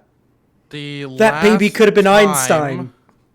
What if Einstein? What if Gandhi had been aborted? You can speak on a topic like this is during the intro to the next one. So if somebody said something during the outros you object to, you can still talk about, but only during the intro to the next topic. The last topic is the media treating Biden fairly? Recently, with his Afghanistan withdrawal, we've seen a lot of different perspectives put forward on Biden and his portrayal by the media. So the question is the media giving an accurate portrayal of his administration? They're being too nice to him, or are they being too aggressive with him, or whatever you want to put it? So is the media treating him fairly? We're going to start in the bottom right-hand corner with Xander Hall.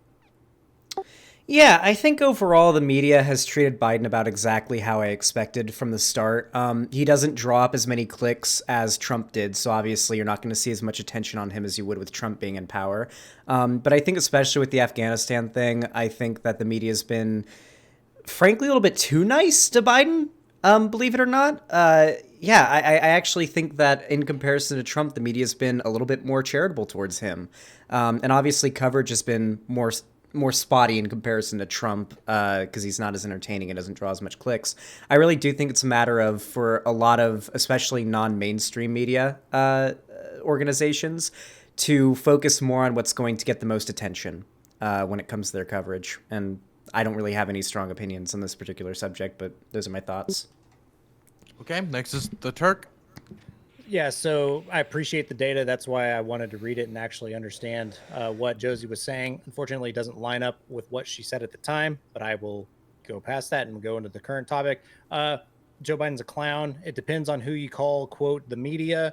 I watch a lot of right-wing media as a conservative, and we, of course, watch a lot of what Joe Biden does, and we overanalyze the snot out of it. And, I would love to see more different opinions of it, unfortunately. But I'm really glad to see that Xander says that there are instances where the media has not portrayed, neutrality in towards things. And I would just honestly ask the panel, what is Trump's favorite ice cream? Okay, I'm going to throw it over to Pixel Smixel. Look, I obviously consume a little bit of American political media, but I think he's trying to argue that of what's going on the media right now, covered Biden's favorite ice cream, and but basically I don't know. You've got Sky News here, which is a subsidiary of News Corp, Rupert Murdoch, the same people who run Fox News.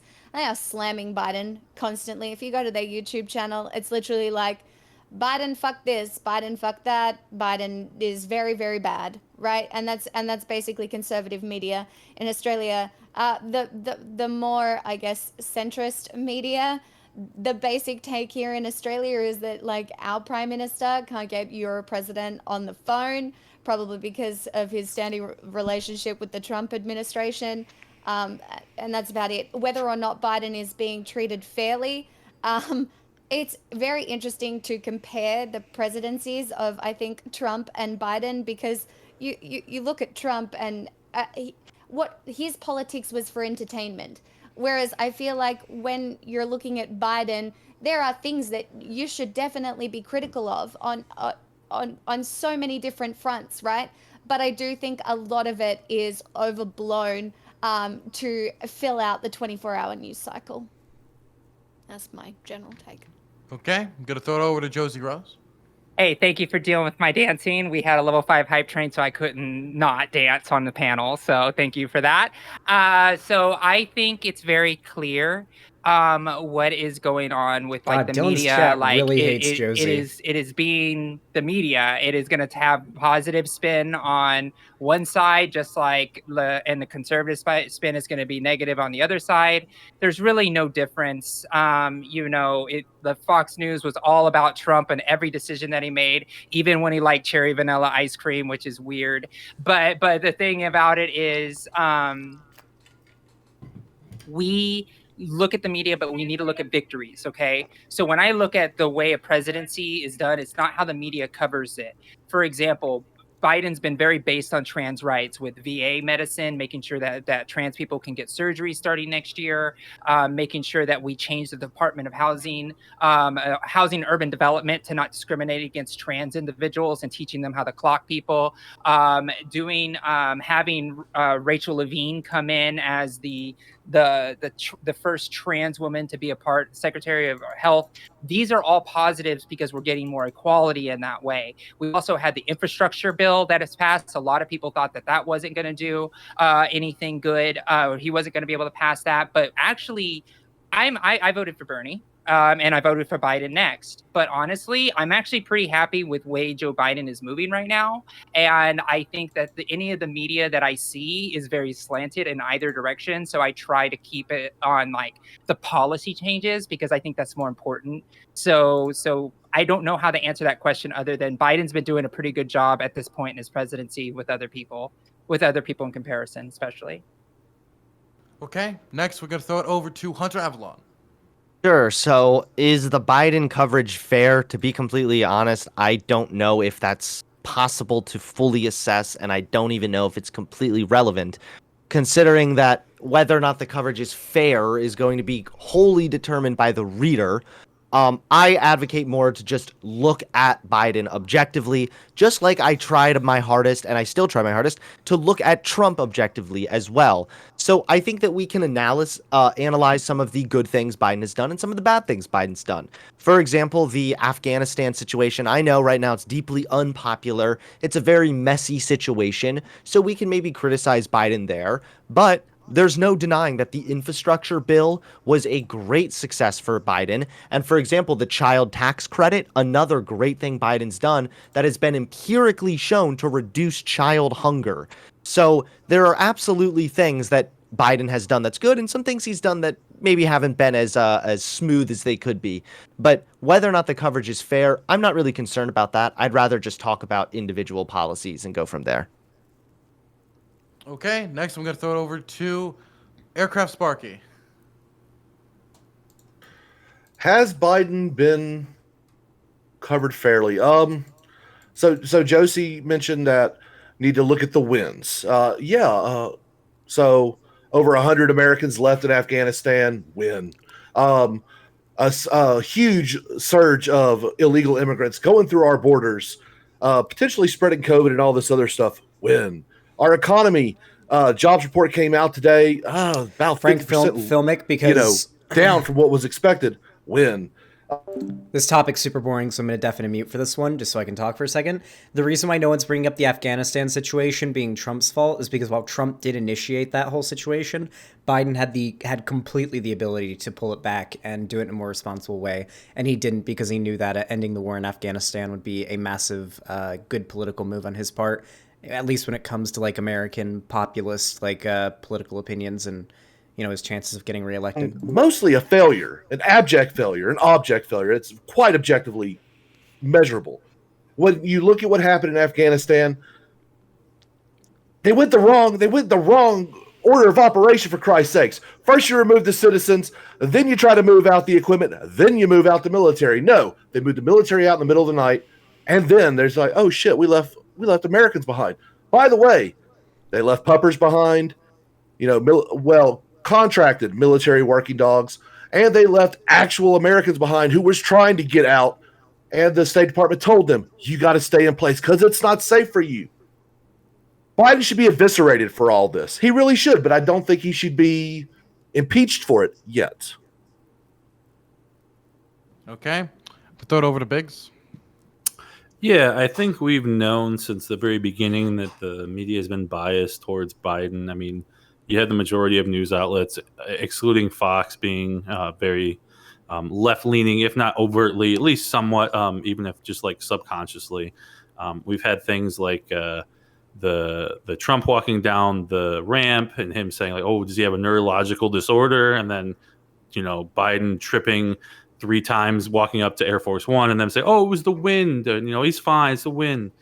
Things like that. And you had the whole like the tweet when President Trump said like "Kofifi" or whatever it was because he like mistyped in fat fingered a tweet or something, and then you have like Biden saying "True to Namba Shabbat pressure" and "Batakath care" and like all these like crazy like nonsensical like statements, not being able to finish like the thing and that whatever, and it's like they completely deflect for him all the time.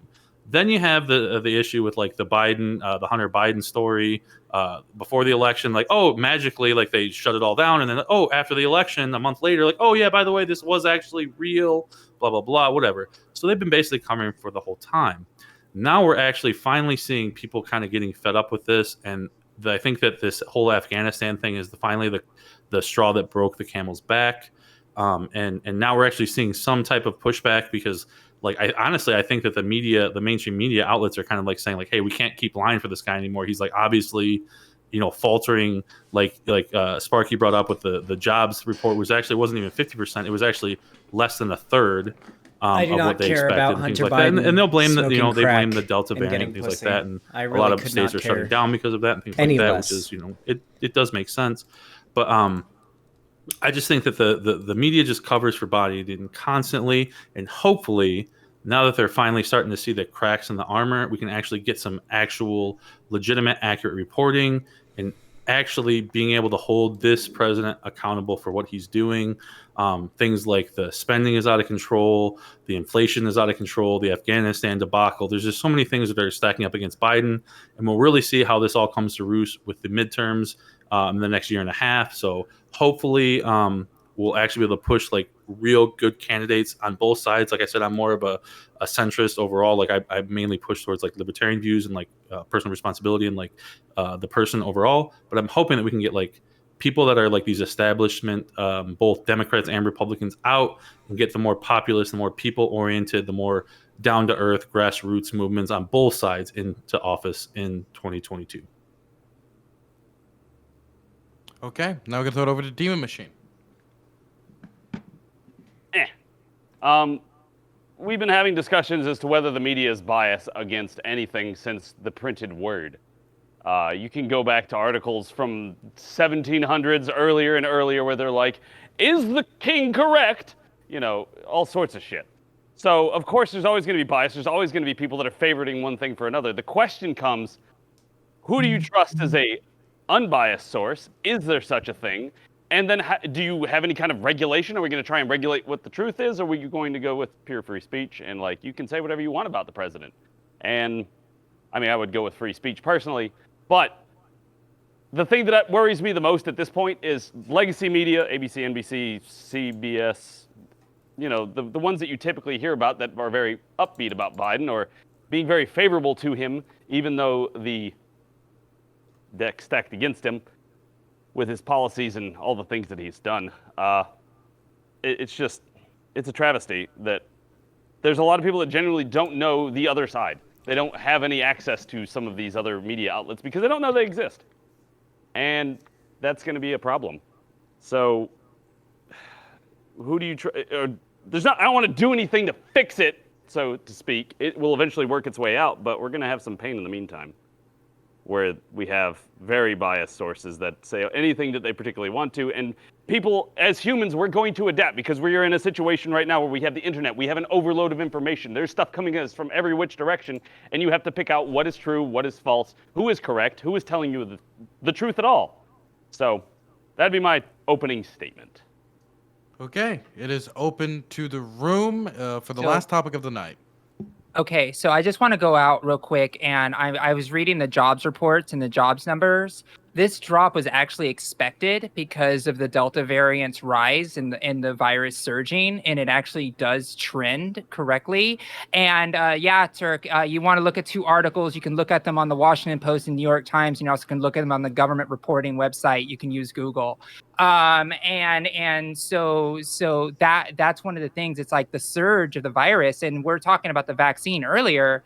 Like, if you want a better jobs number, I think this argument was made that if you care about the government, then you would want to solve the COVID crisis, because the COVID crisis is directly responsible for these drops in unemployment rate. And if you don't believe me, then why did Trump screw it up so bad when virus hit so hard? So the fact of the matter is, this is completely normal and expected, and I think that Biden has been doing a good job. So the chickens come home to the roost. And as a Navy veteran, I'm happy we pulled out of Afghanistan. I just want to say that too. So do you think the economy is doing well? Let me speak. No, let me speak. Go ahead, let me speak. So what was the expected job growth number? So the estimated 56,000, something like that. No, I want her to speak. They'd been shooting for. I want her to speak. Josie, what was the expected jobs growth number for? I think it was August? You're muted, Josie. You're muted. The unemployment number was jobs growth the rate number. Jobs growth. The number. percentage. The Jobs percentage. growth It fell. It fell by 5.2. I'm answering your question. They expected it to drop to 5.6. No, the jobs growth number. I'm not a fucking I am a data scientist, but I don't have all of this information in front of me. You like spouted this. out data at me a second ago. I did. I just said But 5.2 unemployment rate. It out. All right. No, I just 720,000. Yeah, What was the 720,000. actual job number? It was 235. So that was growth. No. Yeah, no. Because we gained 200,000 numbers. We gained 200,000 jobs. Yeah, but the unemployment rate still fell at 5.2%, which is good. That's not the question I asked, but that's fine. That's fine. Whatever. I mean, we're talking about media biases, right? So why aren't we talking about the numbers that are right? So we still you grew. off the job growth numbers, and they were completely off by like 500,000. But that's I didn't even say. I didn't even give you an aggregate number. I gave you a percentage. Jesus Christ, dude. You know there's a difference, right? Between 500,000. Apparently, you need a little bit of education about this. We don't need it. We don't need it. Yeah, we don't need it to be like that. Okay, so It sounds like. I do want to get back to the topic in question. I would love to get back to the topic. Okay, so I'm gonna throw it over to Biggs to get us back to the topic. Yeah. So, but I think it's pretty clear, and I think that basically everybody on the panel here can agree that when you have the majority, I think the main three Such a boring networks, ABC, NBC, CBS, and then I guess you can count CNN, are very left-leaning for the most part. Again, they do have, like, you know, they write bad things about Biden because they kind of have to, because when he fucks up, they have to write bad things, right?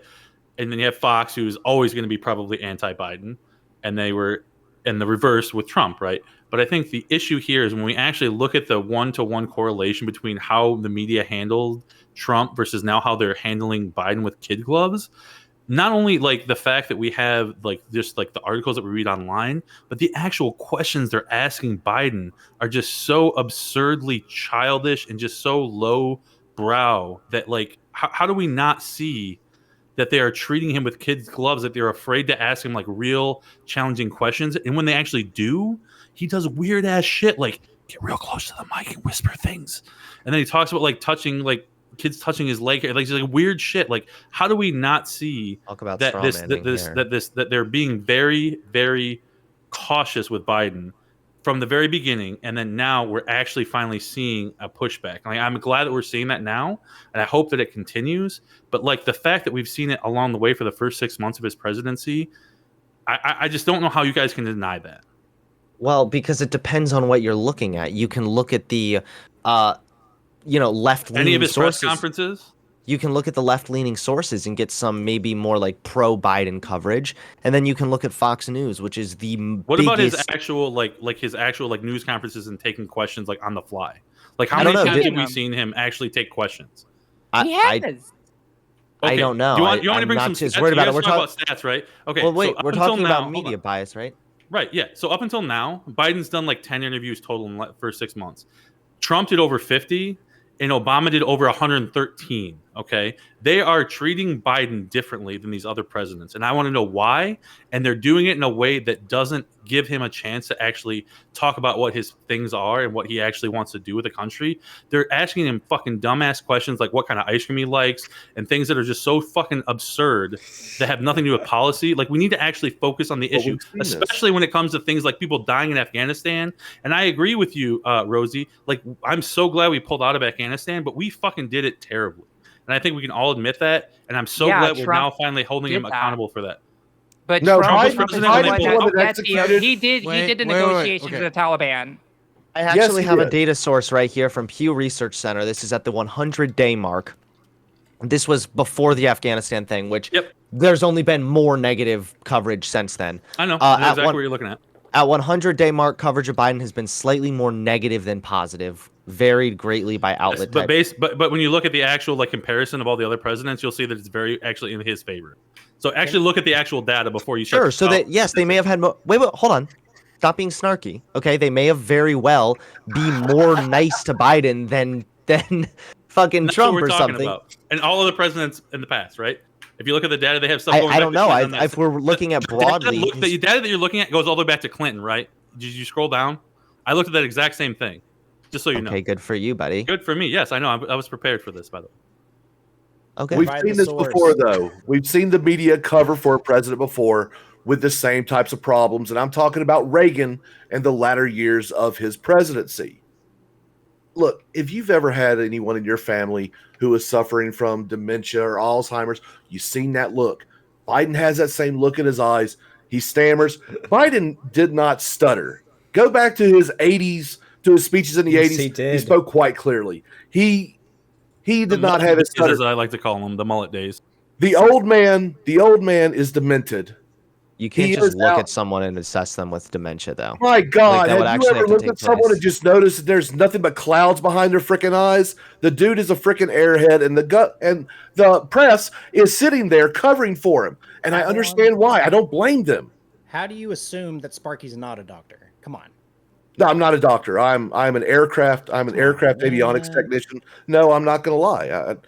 I have had an uncle that was suffering from dementia, and I've seen that look. And if anyone has dealt with older people in their lives and seen that, they understand it. We saw it with Reagan. We're seeing it with Biden. But of course, a lot of the media is going to cover for him. But there's a lot of people. If you can't look at it, Adam Hunter, and say, "My God, there's something not clicking." If you can't see that even remotely, man, then I'm trying to respond. One, to the thing is even if that were like the case, one, you can never determine that just by looking at the guy. Second of all, I'm pretty sure that the reduction in abortion rates that we're going to be seeing thanks to the expansion of the ACA and the children that are no longer going hungry thanks to Biden's tax credits, I'm pretty sure they would disagree with your assessment that he's some delusional, demented old man, when it seems as if his policies have been largely doing good. Secondly, I'd like to respond really quickly to this comparison of the negative and positive thing. Yes, you're correct that Trump was 44% negative assessment, whereas Biden seems to be 32% negative assessment. So when we're at the neutral, though, we're at equal amounts of 45% at neutral coverage. So yes, Biden is not getting as much negative assessment as Trump, but that's not just media bias. We could also look at that as the president and ask ourselves, was there perhaps more of a reason to criticize Donald Trump? Was Donald Trump more of a polarizing figure? Did it benefit them more to criticize Donald Trump? There are a variety of ways that we can look at this, but if we want to look at Biden's coverage in the first 100 days, it has been more negative than positive. Well, I'm not even worried about the negative to positive ratio. I'm actually talking about holding a president accountable for the actions, the decisions that it's made. When they repealed the Remain in Mexico order, our southern border got crashed with a bunch of illegal aliens. And of course, the media go, "Oh, there's nothing to see here. There's no crisis," as he goes and fills the children in cages. You know, the same thing that people were bitching about with Trump. Biden is doing the exact same thing. And there's not Ocasio-Cortez with her little her little photo op crying at an empty parking lot, pretending like she gives two shit about people down from Mexico. That's And pretty now fun. we have of course there's going to 13 be bias. we though, have like, 13 dead. Yeah. We have You're 13 so dead brave. military members, 1 corpsman, and 12 Marines. A good bit of them actually Raiders. And for some reason, people aren't really making that much of a deal. Dylan Burns on his own channel, when it was brought up that he was checking his watch in the middle of the dignified transfer, he said, "Yeah, I don't give a shit about that because y'all don't give a shit about the military." People I mean, actually. the Afghanistan thing. If you're so heavily against the are you against the Afghanistan I was situation? for the pullout. The pullout was done improperly, and it's because it was already planned out, and the plans were changed. This has all been confirmed through the Pentagon. For Yeah, Christ's but then sake, why did you vote for Donald Trump? Because Donald Trump's original plan was to actually pull out sooner with even Yes! more with And do even you know more why? disregard for the You know Afghans why? and everything. It would have been an even messier you situation. actually know why that he was planning in May. Because I could break down. Because I've actually been there. I know what it's like. Okay, go Do you ahead. want to know why? Yeah, educate It's me. a seasonal thing. Okay, when you're up in the when you have people stuck up in the mountains, you need passes and stuff to actually thaw out and stuff. May would not have been a bad time because the fighting season starts right around the beginning of May. So yeah, it does make sense. You wouldn't know that. You got to go there to understand that kind of stuff. It's all good, man. I'm not. So I you were support in the the pullout. I got it. in So Afghanistan? white men can't talk about abortion, and if you're not in the military, you can't talk about this issue. Got it. Based. Yeah, based. apparently so. I was in the Gulf on Afghanistan. Does that count enough for you as qualifications? I mean, Sparky? No one I cares. don't about think Navy. if you've actually stepped foot in the Apparently country, I don't think you understand what the terrain's like. Oh, This excuse me. This Sparky guy has a spark plug for a brain. Like In the everything he's Navy- saying is just like a Hey, complete there's no fucking need. There's no need contradiction. to ad hom. Okay, if you don't have good points, fucking make better points. Don't No, fucking. no, ad hom, I okay? think I've had No, pretty good that's points fucking this entire terrible. time, That's but I I'm mean, if also you moved out of your that's a mother's bad take. basement, I'm just maybe saying, that'd be help nice. you. Actually, I'm in the basement of my Hey, own house that I own, but thank you. Oh, Also, really? I'm okay Yes. insulting people on a panel. That's A yeah. lady When you come on a owns a panel and you house. say dumb shit, I'm going to say that I think that you're dumb to your face. It I'm makes not you the look bad, Ab. Okay. I It don't just makes care you look about bad. how I Okay, look. good. I'm more Good. concerned about telling the truth. Optics comes secondary. Okay, and Okay, optics what truth are certainly. you telling that? He's trying to literally tell you about like the seasons and the mountains and why that it was strategically beneficial to pull out in that season, but you're not listening. And then you ad It's just hom. I think that no, I I'm think he just- I'm deserves sorry, an ad but hom it's- after this. We've been talking Okay, now for that's almost fine. 4 hours, and Okay. everything he's been saying If has you been think that, if you contradictory. think He that has that's the no best fun. argument you can make, then I'm fine with that. But I think we should continue on. All right, due to extenuating extenuating circumstances, I want to bring up my topic real quick. Is that okay? Sure. So let's talk back at ice cream, right? Because that's the most important thing that all presidents could ever talk about. Josie, what media outlet did you get the cherry lime, whatever it was? I don't care really. What media outlet did you get it from? Insider. Okay, and are they a popular mainstream media outlet? I mean, it's kind of what they do is kind of like celebrity fluff pieces on people all the time. So, I mean, they're just an entertainment platform. You asked a silly question about ice cream flavors. And that's So, I fine. mean- So if I go to Google, right, and you Google, does Trump like cherry vanilla ice cream? You get the Daily Meal, Business Insider, Chicago Tribune, Trivia Hive, Chef Pencil, Insider again, Business Insider, they might be different, and then India.com. So, maybe two, maybe three major media outlets, right? I guess I don't know.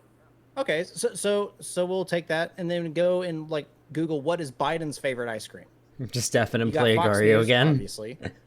Today, People, PBS, Yahoo, E! Online, New York Post, I wish. Pop Sugar, Spoon University. So the last two are kind of dumb, but you would say that more major media outlets reported the favorite ice cream story than for Biden rather than Trump, right?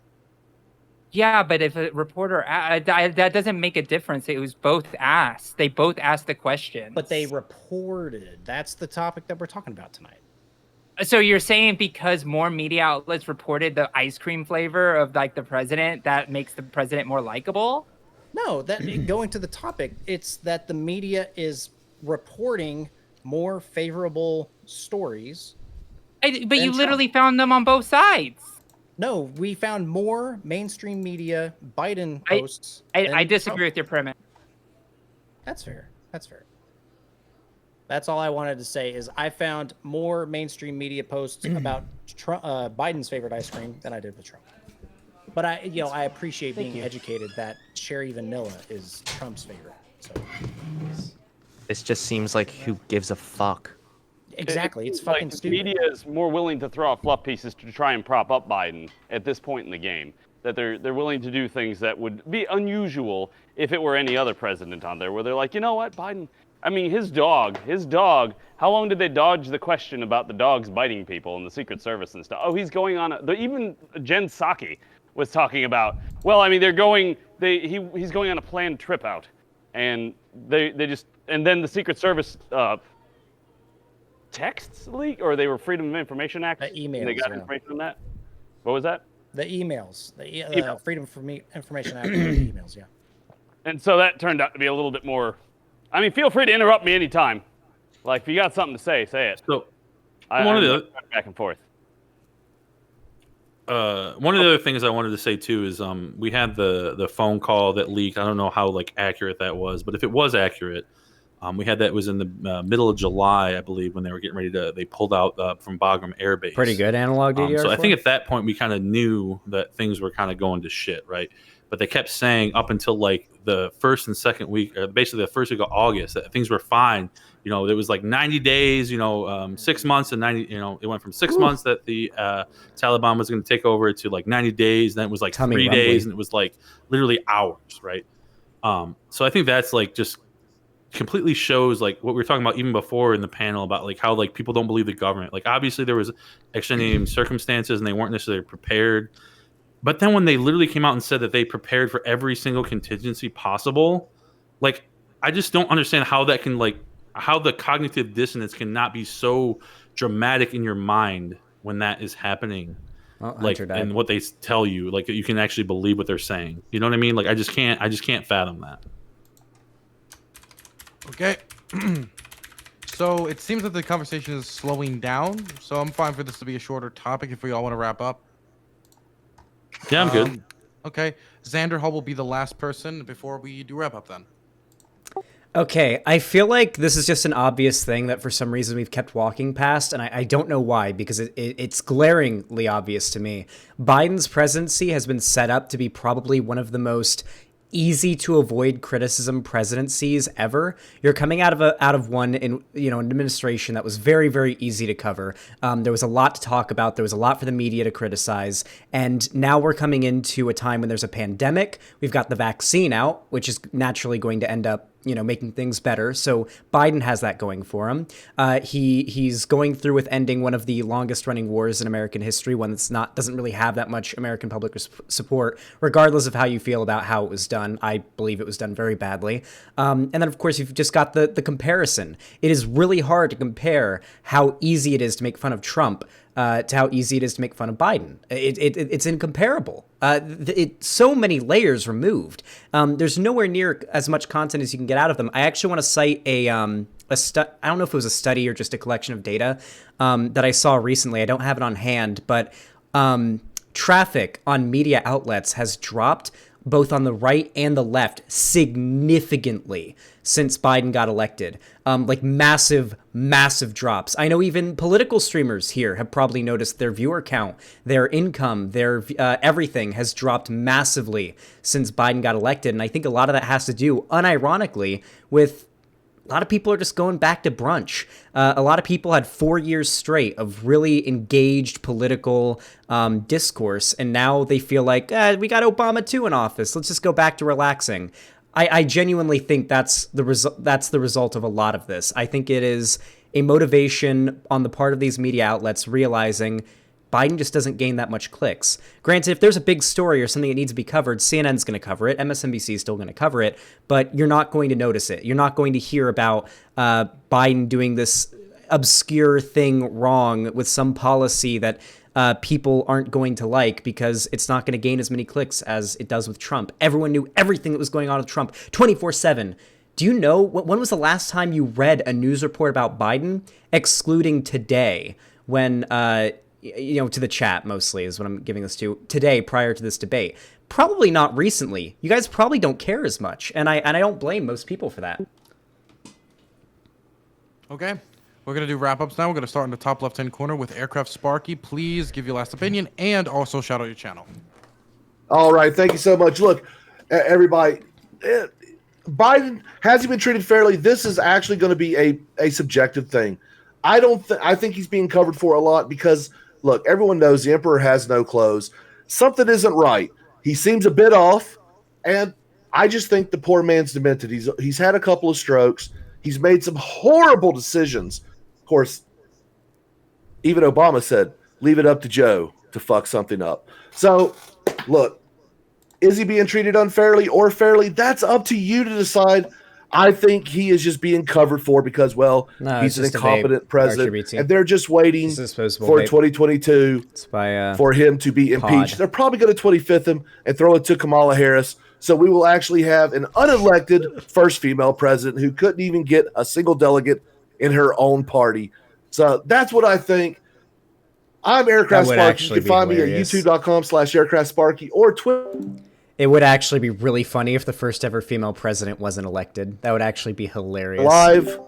A live action cartoon where the cartoon characters would be talking to you. That's what I got. Thank you so much. Thank you, Dylan, for having me, and thank you to all the panelists, even Hunter. I wanna thank Sparky for his innovation in cartoons by having audio incorporated. And I want to throw over to Biggs. Yeah, first off, I just want to thank you, Dylan, for having me on tonight. It was truly a pleasure. I love being on these panels, especially with topics like this. I thought the topics were superb tonight between you. I don't know if you come up with them or if Danabo does or whatever, but it's just amazing. Thank you so much. To all the panelists on here, you guys are all amazing. I know we have some heated discussions, but I just want to know I respect all of you, and I love hearing what your views are. My name is Biggs8500. I stream on Twitch at Biggs8500. You can find me on YouTube and Twitter. I like to push for more centrist views, trying to bring everybody together, because I think at the end of the day, we all kind of want the same thing. When it comes to Biden and the media, like I said in the beginning, I think he's been covered for a lot. But we're now finally starting to see the cracks in the armor. I think that things are starting to get to the point where they're becoming so detrimental to the average American, between the rising costs of consumer goods to now the Afghanistan issue. I think that we're starting to see people starting to get angry, and his approval ratings continue to drop, things like that. So I think that we'll see it more and more in the future. Hopefully the media will hold them accountable to the best of their ability. And if not, hopefully we'll be at least the people to see through that. Hopefully in the midterms, we'll see some more people being, the establishment people being brought out, and more populist people from both the left and the right being brought in. And that way we can actually have the government for the people and by the people. I think we've kind of gotten away from that in this country currently, and I think we need to get more towards that. So thank you again, Dylan. Thank you for all the panelists. You guys are all amazing. Everybody on here that streams, give all these people a follow, give them a sub. They're amazing. They put in a lot of work into this. So just it's hard to do this type of stuff, staying up on all the current issues and things like that. So just thank you all. You guys are all amazing. Thank you so much. Throwing it over to Demon Machine. So basically, I think it seems like there's a bias towards Biden because basically they can't report negative things about him unless they absolutely have to, or else they would be basically fired for journalistic malpractice. But they are trying to cover up, or in the legacy media or the mainstream or whatever the term you want to use to describe these things, they're all over YouTube, alternative media, all over it, doing whatever they're supposed to do. And it'll eventually work itself out. But for the time being, it's pretty sad to see. And they're going to go down kicking and screaming. And that's about it. Just check and make sure my address isn't on here or anything. Yeah, thank you for having me on the panel and all that good stuff. I appreciate it. No problem. I hope the car survives. Gonna throw it over to Hunter Avalon. Here it is, chat. The new headset. Great ending statement. It'd be better if you were not muted. I actually started saying something kind of dumb, so it's good that I was muted still. Yeah, I think... Thank you, Dylan.